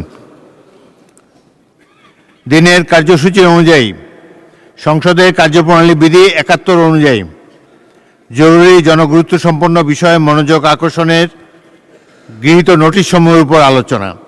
প্রথমে আমি শেরপুর 2 থেকে নির্বাচিত মাননীয় সদস্য মোহাম্মদ ফাহিম চৌধুরীকে তার জরুরি জনগুরুত্ব সম্পন্ন বিষয়ে মনোযোগ আকর্ষণের নোটিশটি পড়ার জন্য আহ্বান জানাচ্ছি। বিসমিল্লাহির রহমানির রহিম। আসসালামু আলাইকুম। আপনাকে ধন্যবাদ মাননীয় স্পিকার। আমি কার্যপ্রণালী বিধি 71 বিধি অনুসারে জরুরি জনগুরুত্ব সম্পন্ন বিষয়ে পরিবেশ, বন ও জলবায়ু পরিবর্তন মন্ত্রণালয়ের মাননীয় মন্ত্রী মহোদয়ের মনোযোগ আকর্ষণ করছি। উত্থাপনীয় বিষয়, শেরপুর জেলা ও এর পার্শ্ববর্তী সীমান্ত এলাকা সহ সকল গারো পাহাড় অঞ্চলে বন্য হাতির উপদ্রব রোধে এবং মানব হাতি সহ অবস্থান নিশ্চিতকরণে কার্যকর ব্যবস্থা গ্রহণের নিমিত্তে একটি উচ্চ পর্যায়ের বাস্তবায়ন কমিটি গঠন প্রসঙ্গে আমার নির্বাচনী এলাকার মধ্যে নালিতাবাড়ী উপজেলার সীমান্তবর্তী বনাঞ্চল সহ উত্তর পূর্বাঞ্চলের ঝিনাইগাতি ও হালুয়াঘাটের সমগ্র এলাকায় সারা বছর বন্য হাতির আক্রমণ ও চলাচল ক্রমশই বৃদ্ধি পাচ্ছে। ফলে প্রায় প্রতিদিনই স্থানীয়দের জানমালের ব্যাপক ক্ষয়ক্ষতি সহ প্রায় সারা বছরই বন্য হাতির আক্রমণে মানুষ নিহত অথবা আহত হচ্ছে এবং বসতবাড়ি ও ফসলের ব্যাপক ক্ষয়ক্ষতি সাধিত হচ্ছে। এমত অবস্থায় স্থানীয় জনগণ নিজেদের জীবন ও সম্পদ রক্ষার্থে বৈদ্যুতিক ফাঁদ সহ নানান বিস্ফোরক জাতীয় পদার্থের ব্যবহার করতে বাধ্য হয়। ফলে দুর্ঘটনাবশত মানুষ এবং হাতিসহ অন্যান্য বন্যপ্রাণীরা প্রাণ হারাচ্ছে। এই মানব হাতি সংঘাত একটি অত্যন্ত উদ্বেগজনক ও দৈনন্দিন সমস্যা হিসাবে আমাদের সামনে এসে দাঁড়িয়েছে। মানব হাতি সহ অন্যান্য বিপন্ন প্রাণী সম্পদের সহ অবস্থান নিশ্চিতকরণে এবং এলাকাবাসীকে বন্য হাতির উপদ্রব হতে রক্ষার জন্য বন, পরিবেশ ও জলবায়ু পরিবর্তন মন্ত্রণালয়ের অধীনে সংশ্লিষ্ট বিভাগসমূহের সমন্বয়ে একটি উচ্চ পর্যায়ের বাস্তবায়ন কমিটি গঠন করত জরুরি ভিত্তিতে নিম্নের কার্যকর পদক্ষেপ গ্রহণ করার অনুরোধ রইল। ১. মানব হাতি সংঘাতপ্রবণ এলাকাগুলো চিহ্নিত করে স্থায়ী সমাধানের পরিকল্পনা প্রণয়ন করা প্রয়োজন, যেমন কাঁটাযুক্ত গাছের বনায়ন ও গাছে মৌমাছির চাষের মাধ্যমে হাতি ও মানুষের জন্য নিরাপদ করিডোর তৈরি করা দরকার। 2. বিচরণের জন্য হাতির নিরাপদ করিডোর সহ আবাসস্থল, অস্থায়ী বিশ্রামাগার, কাদাযুক্ত পুকুর, মিঠা পানির জলাশয় স্থাপন ও সংস্কারের প্রকল্প ও উন্নয়নের প্রকল্প বাস্তবায়ন নিশ্চিত করা প্রয়োজন। 3. হাতির খাবারের চাহিদা মেটানোর জন্য ভেষজের বনায়ন ও মৌসুমী চাষাবাদের প্রকল্পের বাস্তবায়ন করা অত্যন্ত জরুরি। 4. সীমান্তবর্তী এলাকায় watch tower, solar light, siren system ও প্রশিক্ষিত রেসপন্স টিমের গঠনকরণ। 5. স্থানীয়দের সম্পৃক্ত করে কমিউনিটি বেসড মনিটরিং টিম গঠনকরণ। 6. আন্তর্জাতিক মানের পর্যটনের সম্ভাবনা বিবেচনায় ইকো ট্যুরিজমের উদ্যোগে গ্রহণের সম্ভাব্যতা যাচাইয়ের মাধ্যমে বন্যপ্রাণী সংরক্ষণের পাশাপাশি স্থানীয় অর্থনীতি সমৃদ্ধিকরণ এবং নতুন কর্মসংস্থানের সৃষ্টি করা একান্ত অপরিহার্য। 7. বিপন্ন প্রাণী সম্পদ রক্ষার্থে স্থানীয়দের সচেতনতা বৃদ্ধি করা প্রয়োজন। 8. সর্বোপরি বন্য হাতিসহ বিপন্ন প্রাণী সম্পদ এবং পরিবেশের ভারসাম্য রক্ষার্থে অত্র অঞ্চলকে সংরক্ষিত এলাকা হিসাবে ঘোষণা করা একান্ত জরুরি হয়ে পড়েছে। এমত অবস্থায় উপরোক্ত বিষয়াবলীর বাস্তবায়নের প্রয়োজনীয় ব্যবস্থা গ্রহণের জন্য পরিবেশ, বন ও জলবায়ু পরিবর্তন মন্ত্রণালয়ের মাননীয় মন্ত্রী মহোদয়ের বিশেষ মনোযোগ আকর্ষণ করছি। আপনাকে ধন্যবাদ মাননীয় স্পিকার। ধন্যবাদ মাননীয় সদস্য। পরিবেশ, বন ও জলবায়ু পরিবর্তন মন্ত্রী জনাব আব্দুল আওয়াল মিন্টুকে এ বিষয়ে সংক্ষিপ্ত বিবৃতি প্রদানের জন্য আহ্বান জানাচ্ছি। ধন্যবাদ মাননীয় স্পিকার। মাননীয় সংসদ সদস্যের এই নোটিশটিতে কিন্তু অনেকগুলো প্রশ্ন জড়িত। আমি একে একে উত্তর দিচ্ছি, তারপরে যখন আপনি বলবেন তখন সেটাকে পঠিত বলে গণ্য হবে। শেরপুর জেলার নালিতাবাড়ী উপজেলার সীমান্তবর্তী বন অঞ্চল সহ উত্তর পূর্ব অঞ্চলে ঝিনাইগাতি ও ময়মনসিংহ জেলার হালুয়াঘাট উপজেলার বিভিন্ন এলাকায় সারা বছর বন্য হাতির চলাচল ব্যাপকভাবে এবং দিন দিন বৃদ্ধি পাচ্ছে। ফলে জানমালের ব্যাপক ক্ষয়ক্ষতি হচ্ছে। মানুষ হাতি দ্বন্দ্ব নিরসন, সহাবস্থান ও সংরক্ষণের লক্ষ্যে মন্ত্রণালয় কর্তৃক বিভাগীয় পর্যায়ে জেলা পর্যায়ে এবং উপজেলা পর্যায়ে কমিটি গঠন করা হয়েছে। এছাড়াও ময়মনসিংহ, শেরপুর, নেত্রকোনা এবং জামালপুর জেলার হাতি অধ্যুষিত গারো পাহাড় এলাকায় প্রতিবেশ সহনশীল বন পুনরুদ্ধারের লক্ষ্যে বিশেষায়িত 7 সদস্য বিশিষ্ট কারিগরি কমিটি এবং মানুষ ও বন্য হাতি দ্বন্দ্ব নিরসনের বিষয় সম্পর্কে অধিকতর ধারণা লাভ, বন বিভাগের আওতাধীন সীমান্তবর্তী এলাকায় সৌর বিদ্যুৎ পরিচালিত ফেন্সিং তৈরি সহ সম্ভাব্য অন্যান্য করণীয় সম্পর্কে নিশ্চিত হওয়ার লক্ষ্যে 6 সদস্য বিশিষ্ট কারিগরি কমিটি গঠন করা হয়েছে। মানুষ হাতি দ্বন্দ্ব নিরসন, সহাবস্থান এবং সংরক্ষণের লক্ষ্যে বন অধিদপ্তর কর্তৃক 2টি প্রকল্প গ্রহণ করা হয়েছে। প্রকল্পের কার্যক্রমের মধ্যে নিম্নবর্ণিত পদক্ষেপসমূহ অন্তর্ভুক্ত আছে। 1. মানব হাতি সংঘাতপ্রবণ এলাকাগুলো চিহ্নিত করে সমাধানের জন্য জীববৈচিত্র্য সংরক্ষণ এবং জলবায়ু অভিযোজন, বাংলাদেশের বনাঞ্চলে বিভিন্ন বিপন্ন প্রজাতির বন্যপ্রাণী সংরক্ষণ, রিইন্ট্রোডাকশন ও হাতি ও মানুষ দ্বন্দ্ব নিরসন প্রকল্প। খ. হাতি সংরক্ষণ শীর্ষক প্রকল্প, যা বর্তমানে গ্রহণ করা হয়েছে। 2. বাংলাদেশের বন অঞ্চলে বিপন্ন প্রজাতির বন্যপ্রাণী সংরক্ষণ, রিইন্ট্রোডাকশন ও হাতি মানুষ দ্বন্দ্ব নিরসন প্রকল্পের মাধ্যমে হাতির আবাসস্থল সংরক্ষণ করা হচ্ছে এবং হাতি সংরক্ষণ শীর্ষক প্রকল্পের মাধ্যমে হাতি চলাচলের জন্য নিরাপদ করিডোর, হাতির আবাসস্থল সংরক্ষণ ও উন্নয়নের কাজ বর্তমানে চলমান আছে। মাননীয় মন্ত্রী, উত্তরের বাকি অংশ পঠিত বলে গণ্য করা যেতে পারে। মাননীয় স্পিকার, আপনাকে ধন্যবাদ। মাননীয় সদস্য একটি প্রশ্ন করতে পারেন। ধন্যবাদ মাননীয় স্পিকার। আপনার মাধ্যমে মাননীয় মন্ত্রী মহোদয়কেও ধন্যবাদ। মাননীয় স্পিকার, বর্তমানে বাংলাদেশে সর্বমোট 25টি অভয়ারণ্য বা সংরক্ষিত এলাকা বিদ্যমান। তন্মধ্যে গত 2015 সালে তৎকালীন সরকার 6টিকে বন্য হাতির জন্য সংরক্ষিত এলাকা বা অভয়ারণ্য হিসাবে ঘোষণা দেয় এবং বন্য হাতির চলাচলের জন্য ছোট বড় মিলিয়ে সর্বমোট 12টি করিডোর চিহ্নিত করা হয়, যার প্রায় সবই চট্টগ্রাম ও কক্সবাজার এলাকায় অবস্থিত। আমাদের এই উত্তর পূর্বাঞ্চলে বিশেষ করে নালিতাবাড়ি, ঝিনাইগাতি এইদিকে এই ধরনের প্রোগ্রাম কোনো হাতে নেওয়া হয়নি। তবে নালিতাবাড়ির মধুটিলা ইকো পার্ক, ঝিনাইগাতির গজনী অবকাশ ও হালুয়াঘাটের গবরাখালী পর্যটন কেন্দ্র সহ বেশ কিছু ইকো পার্ক ও পর্যটন কেন্দ্র থাকা সত্ত্বেও সামান্য পরিচর্যা বা সংস্কারের অভাবে অত্র অঞ্চলটি বিপুল সম্ভাবনার অর্থনীতি ও কর্মসংস্থান সৃষ্টি থেকে বঞ্চিত হচ্ছে।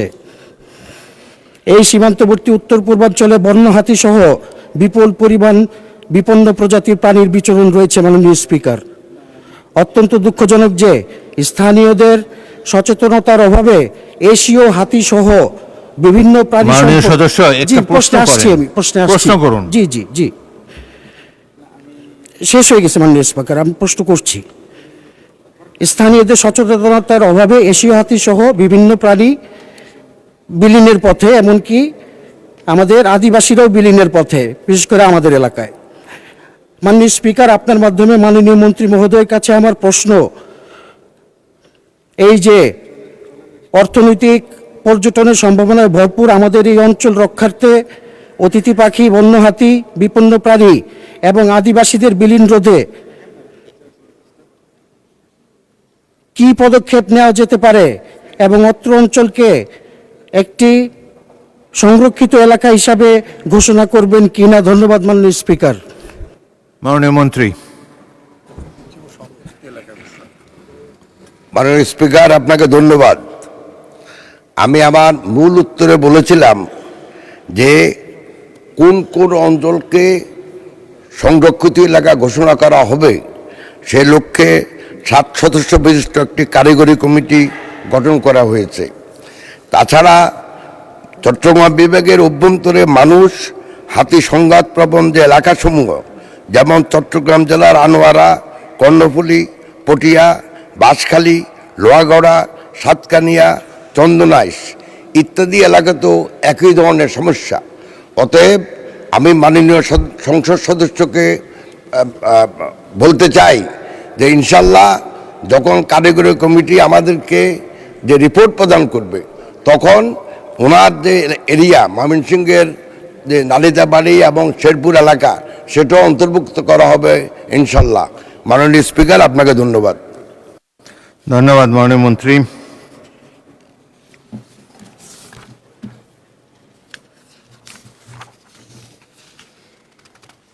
পরেরটা কই?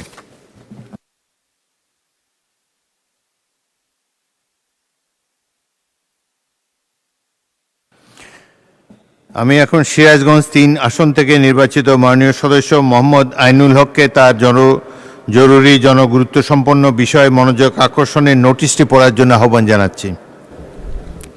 আসসালামু আলাইকুম। মাননীয় স্পিকার, আপনাকে ধন্যবাদ। উত্থাপন বিষয় ইউনিয়ন ভূমি অফিসের নামজারির ক্ষেত্রে দালালদের দৌরাত্ম্য সাধারণ লোক হয়রানির প্রসঙ্গে। মাননীয় স্পিকার, আমাদের দেশে জমি বেচাকেনার ক্ষেত্রে নামজারি করার প্রয়োজনীয়তা রয়েছে।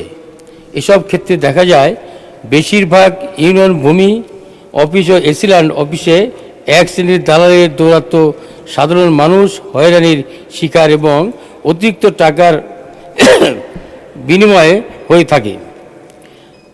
অনলাইন ভূমি ব্যবস্থাপনা কার্যক্রম সহজীকরণের উদ্দেশ্যে পরিচালিত হওয়ার কথা থাকলেও দালালদের কারণে ভূমি সেবা কার্যক্রম ব্যাহত হচ্ছে। এসবের অন্তরালে রয়েছে ভূমি অফিসের কিছু কিছু অসাধু কর্মচারী সরকার কর্তৃক নির্ধারিত ফি এর মাধ্যমে নামজারি করা সম্ভব হয় না। বাস্তবে প্রতিটি নামজারি করতে 10 থেকে 25,000 টাকা, 30,000 টাকা নেওয়া হয়। অনেক জমির মালিক নিজের জমির কাগজপত্র নিয়ে গেলে এই কাগজ নেই, সেই কাগজ নেই বলে দিনের পর দিন ঘুরে ঘুরে দালালদের খপ্পরে পড়তে বাধ্য হয়। দেশের সর্বস্তরের জনগণের কথা বিবেচনা করে এ ধরনের সেবামূলক ভূমি অফিসে বিশেষ অভিযান করে হয়রানি কার্যক্রম বন্ধের ব্যবস্থা গ্রহণ করা খুবই জরুরি। অতএব মাননীয় স্পিকার, আপনার মাধ্যমে সংশ্লিষ্ট মাননীয় মন্ত্রীর দৃষ্টি আকর্ষণ করছি এবং অগ্রাধিকার ভিত্তিতে ইউনিয়ন ভূমি অফিস ও এসিল্যান্ড অফিসে দালালের দৌরাত্ম্য রোধকল্পে বিশেষ অভিযান পরিচালনা করা, সাধারণ মানুষের হয়রানি বন্ধের প্রয়োজনীয় কার্যক্রম ব্যবস্থা গ্রহণের জন্য জোর দাবি জানাচ্ছি। আপনাকে ধন্যবাদ। আসসালামু আলাইকুম।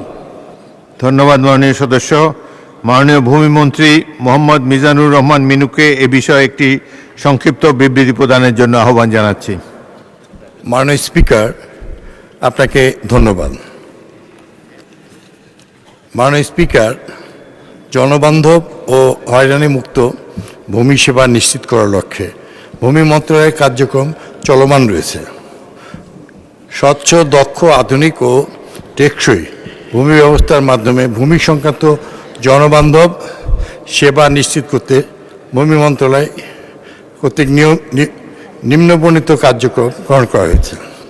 শতভাগ ডিজিটাল নামজারি, অনলাইন ভূমি উন্নয়ন কর, কর্মকর্তাদের উপস্থিতি জবাবদিহিতা, সারপ্রাইজ ভিজিট, বিভাগীয় ব্যবস্থা, ভূমি সেবা হটলাইন, ভূমি সেবা সহায়তা কেন্দ্র,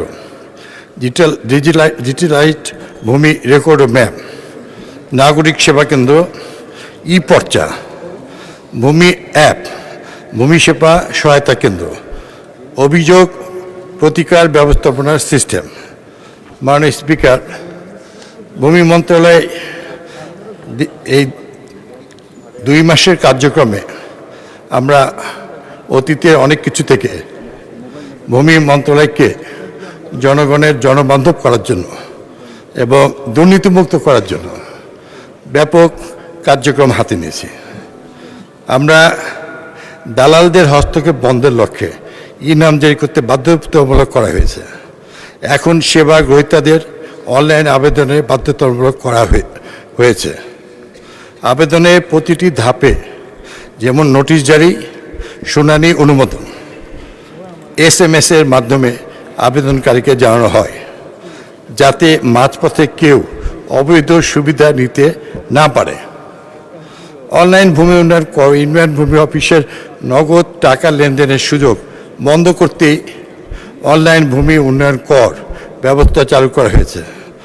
এখন নাগরিকগণ তাদের এনআইডি ব্যবহার করে বিকাশ, নগদ, রকেট ও অন্যান্য অনলাইন ব্যাংকিংয়ের মাধ্যমে সরাসরি সরকারি কোষাগারে ভূমি উন্নয়ন কর জমা দিতে পারছেন। কর্মকর্তাদের উপস্থিতি ও জবাবদিহিতার জন্য মাঠ পর্যায়ে কর্মকর্তাদের কর্মস্থলে নিয়মিত উপস্থিত নিশ্চিত মন্ত্রণালয় থেকে কঠোর নির্দেশনা প্রদান করা হয়েছে। মাননীয় স্পিকার, মাননীয় ডেপুটি স্পিকার আমাদের ভূমি প্রতিমন্ত্রী থাকাকালে তিনি এবং আমরা সবসময় গোটা দেশের বিভিন্ন সেন্সিটিভ জায়গায় আমরা প্রদক্ষিণ করে আসছি, এখনও চলমান। আমরা আশা করছি মাননীয় সংসদ সদস্য যে বক্তব্য আমাদের সামনে তুলে ধরেছেন, আমরা ইনশাল্লাহ খুব দ্রুতই আমরা আরও জনকল্যাণমুখী ভূমি ব্যবস্থা সুনিশ্চিত করতে পারব। মাননীয় স্পিকার, আপনাকে অনেক ধন্যবাদ। ধন্যবাদ মাননীয় মন্ত্রী। মাননীয় সদস্য আব্দুল হান্নান মাসুদ, আপনি কি সরকারি দলে যোগ দিয়েছেন নাকি? Floor crossing is not allowed at this stage. মাননীয় সদস্য মোহাম্মদ আইনুল হক, আপনি এই বিষয়ে একটি প্রশ্ন করতে পারেন। মাননীয় স্পিকার, আপনাকে ধন্যবাদ। আমি প্রস্তুত রাখছি এসিলার অফিস এবং ভূমি অফিস এখানে দুর্নীতিমুক্ত দেখতে চাই এবং সাধারণ মানুষ যাতে দিনের পর দিন না ঘুরে এই নামজারি পিছিয়ে ঘুরতে ঘুরতে মানুষের অর্থ ক্ষতি হয়, যাতে আর না ঘুরতে হয় সেই ব্যবস্থা আমি মাননীয় মন্ত্রীর কাছে চাই। আপনাকে ধন্যবাদ। মাননীয় মন্ত্রী।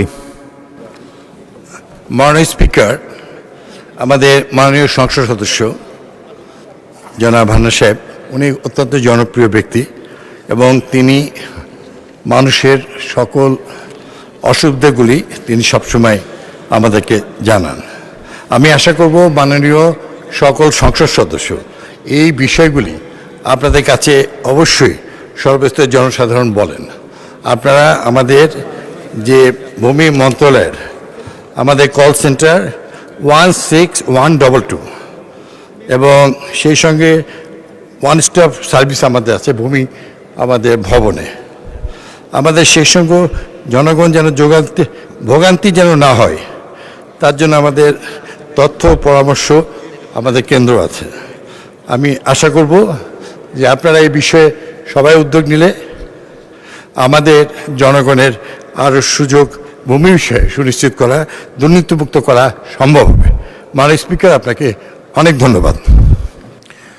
পরবর্তী নোটিশটি দিয়েছিলেন মোহাম্মদ আখতারুজ্জামান, ময়মনসিংহ 10, কিন্তু এ বিষয়ে মাননীয় প্রধানমন্ত্রী কিন্তু উত্তর দিয়েছেন সার ডিলারদের ব্যাপারে। আপনি কি উত্থাপন করতে চান? প্রয়োজন আছে?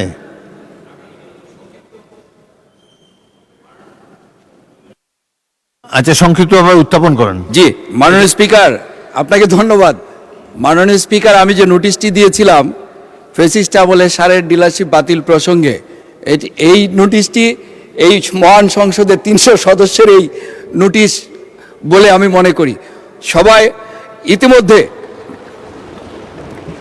ইতিমধ্যে এই নোটিশটির বিষয়ে মাননীয় চিফ হুইপ, মাননীয় প্রধানমন্ত্রী দৃষ্টি আকর্ষণ করেছেন। মাননীয় প্রধানমন্ত্রী ইতিমধ্যে একটি বিবৃতি দিয়ে মাননীয় সদস্য, মাননীয় কৃষিমন্ত্রী কি আছেন? আচ্ছা, উত্তর দিতে পারেন, সংক্ষেপে বলেন। এ ব্যাপারটা নিষ্পত্তি হয়ে গিয়েছে। স্যার, উত্তর দেওয়ার কিছু না, এখানে সবাই সচেতন মানুষ, জনগণের প্রতিনিধি। আমার এই প্রশ্নটা আগে উঠেছে, মাননীয় প্রধানমন্ত্রী অ্যান্সার দিয়েছে, উত্তর আমার একটাই, চমৎকার के लिए इशारा है काफी।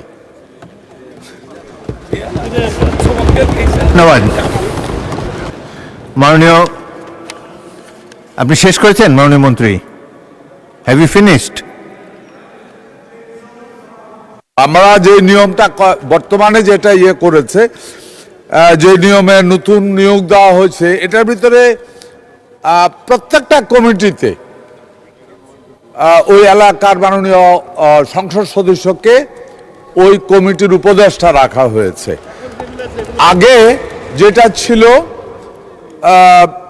কোনো ইউনিয়নে একজন, কোনো ইউনিয়নে দুইজন, সবচেয়ে বড় যে সমস্যাটা ছিল মাননীয় স্পিকার, এক ইউনিয়নের সারের ডিলার, ওর বাড়ি 2 উপজেলা পড়ে, ওই উপজেলা তো না, কিন্তু নতুন যে নিয়ম করা হয়েছে ওই নিয়মে যে ইউনিয়নের ডিলার জন্য অ্যাপ্লাই করবে তাকে অবশ্যই ওই ইউনিয়নের অধিবাসী হতে হবে এবং ওই ওয়ার্ডের ফার্স্ট প্রায়োরিটি ওই ওয়ার্ডের বাসিন্দা হতে হবে এবং ওই প্রতিটা 3টা ওয়ার্ড মিলে একটা ব্লক, ওই ব্লকের লোকেরই ডিলারশিপের জন্য অ্যাপ্লাই করার বৈধ অধিকার আছে মাননীয় স্পিকার। এবং ওই যেটা আছে, ধন্যবাদ মাননীয় মন্ত্রী।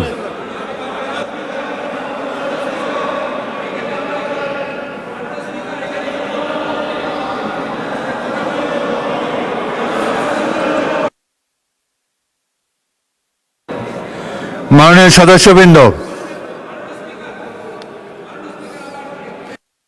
আচ্ছা একটা প্রশ্ন করতে পারেন, একটা প্রশ্ন করেন, মাইক দেন। মাননীয় প্রধানমন্ত্রীর কথা বলার পরে আমি এই নোটিশ সম্পর্কে কোনো কথা বলার প্রয়োজন মনে করছিলাম না, কিন্তু মাননীয় মন্ত্রীর বিবৃতির পরে আমার কিছু কথা এখানে আমি জাস্ট 30 সেকেন্ড একটা জিনিস বলি। মাননীয় স্পিকার, আমি কৃষকের সন্তান। আমরা মাননীয় প্রধানমন্ত্রীর হাত ধরে আরেক জিয়াউর রহমানের প্রতিচ্ছবি দেখেছি। শহীদ রাষ্ট্রপতি জিয়াউর রহমান যেরকমভাবে হাতাকাটা গেঞ্জি পরে সেই কৃষকের কাছে ছুটে গিয়েছিলেন, ঠিক মাননীয় প্রধানমন্ত্রী ঠিক তেমনিভাবে কৃষকের কাছে খাল খনন করতে সেই কাদামাখা টি শার্ট এবং প্যান্টের মাধ্যমে বাংলাদেশের কৃষকরা আশায় বুক বেঁধেছে। এই মাননীয় প্রধানমন্ত্রীর মাধ্যমে কৃষকরা স্বয়ংসম্পূর্ণ হবে, তারা ন্যায্য মূল্যে সার পাবে, বিপণন ব্যবস্থা, সঠিক বিপণন ব্যবস্থা ফিরে পাবে।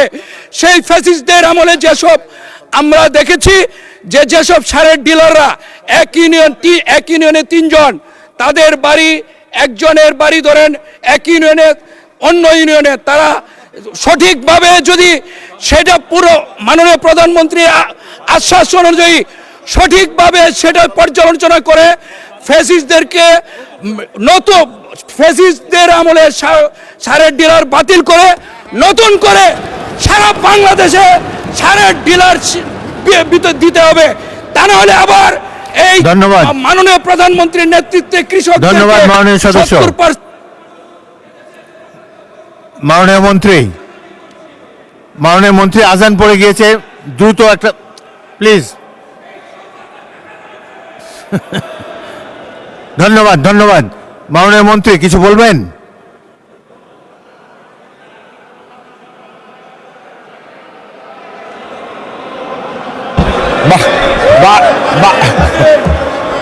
সংক্ষেপে বলুন, সংক্ষেপে। মাননীয় মন্ত্রী সংক্ষেপে উত্তর দেন, আজান পড়ে গিয়েছে, বলার কিছু নেই। ধন্যবাদ।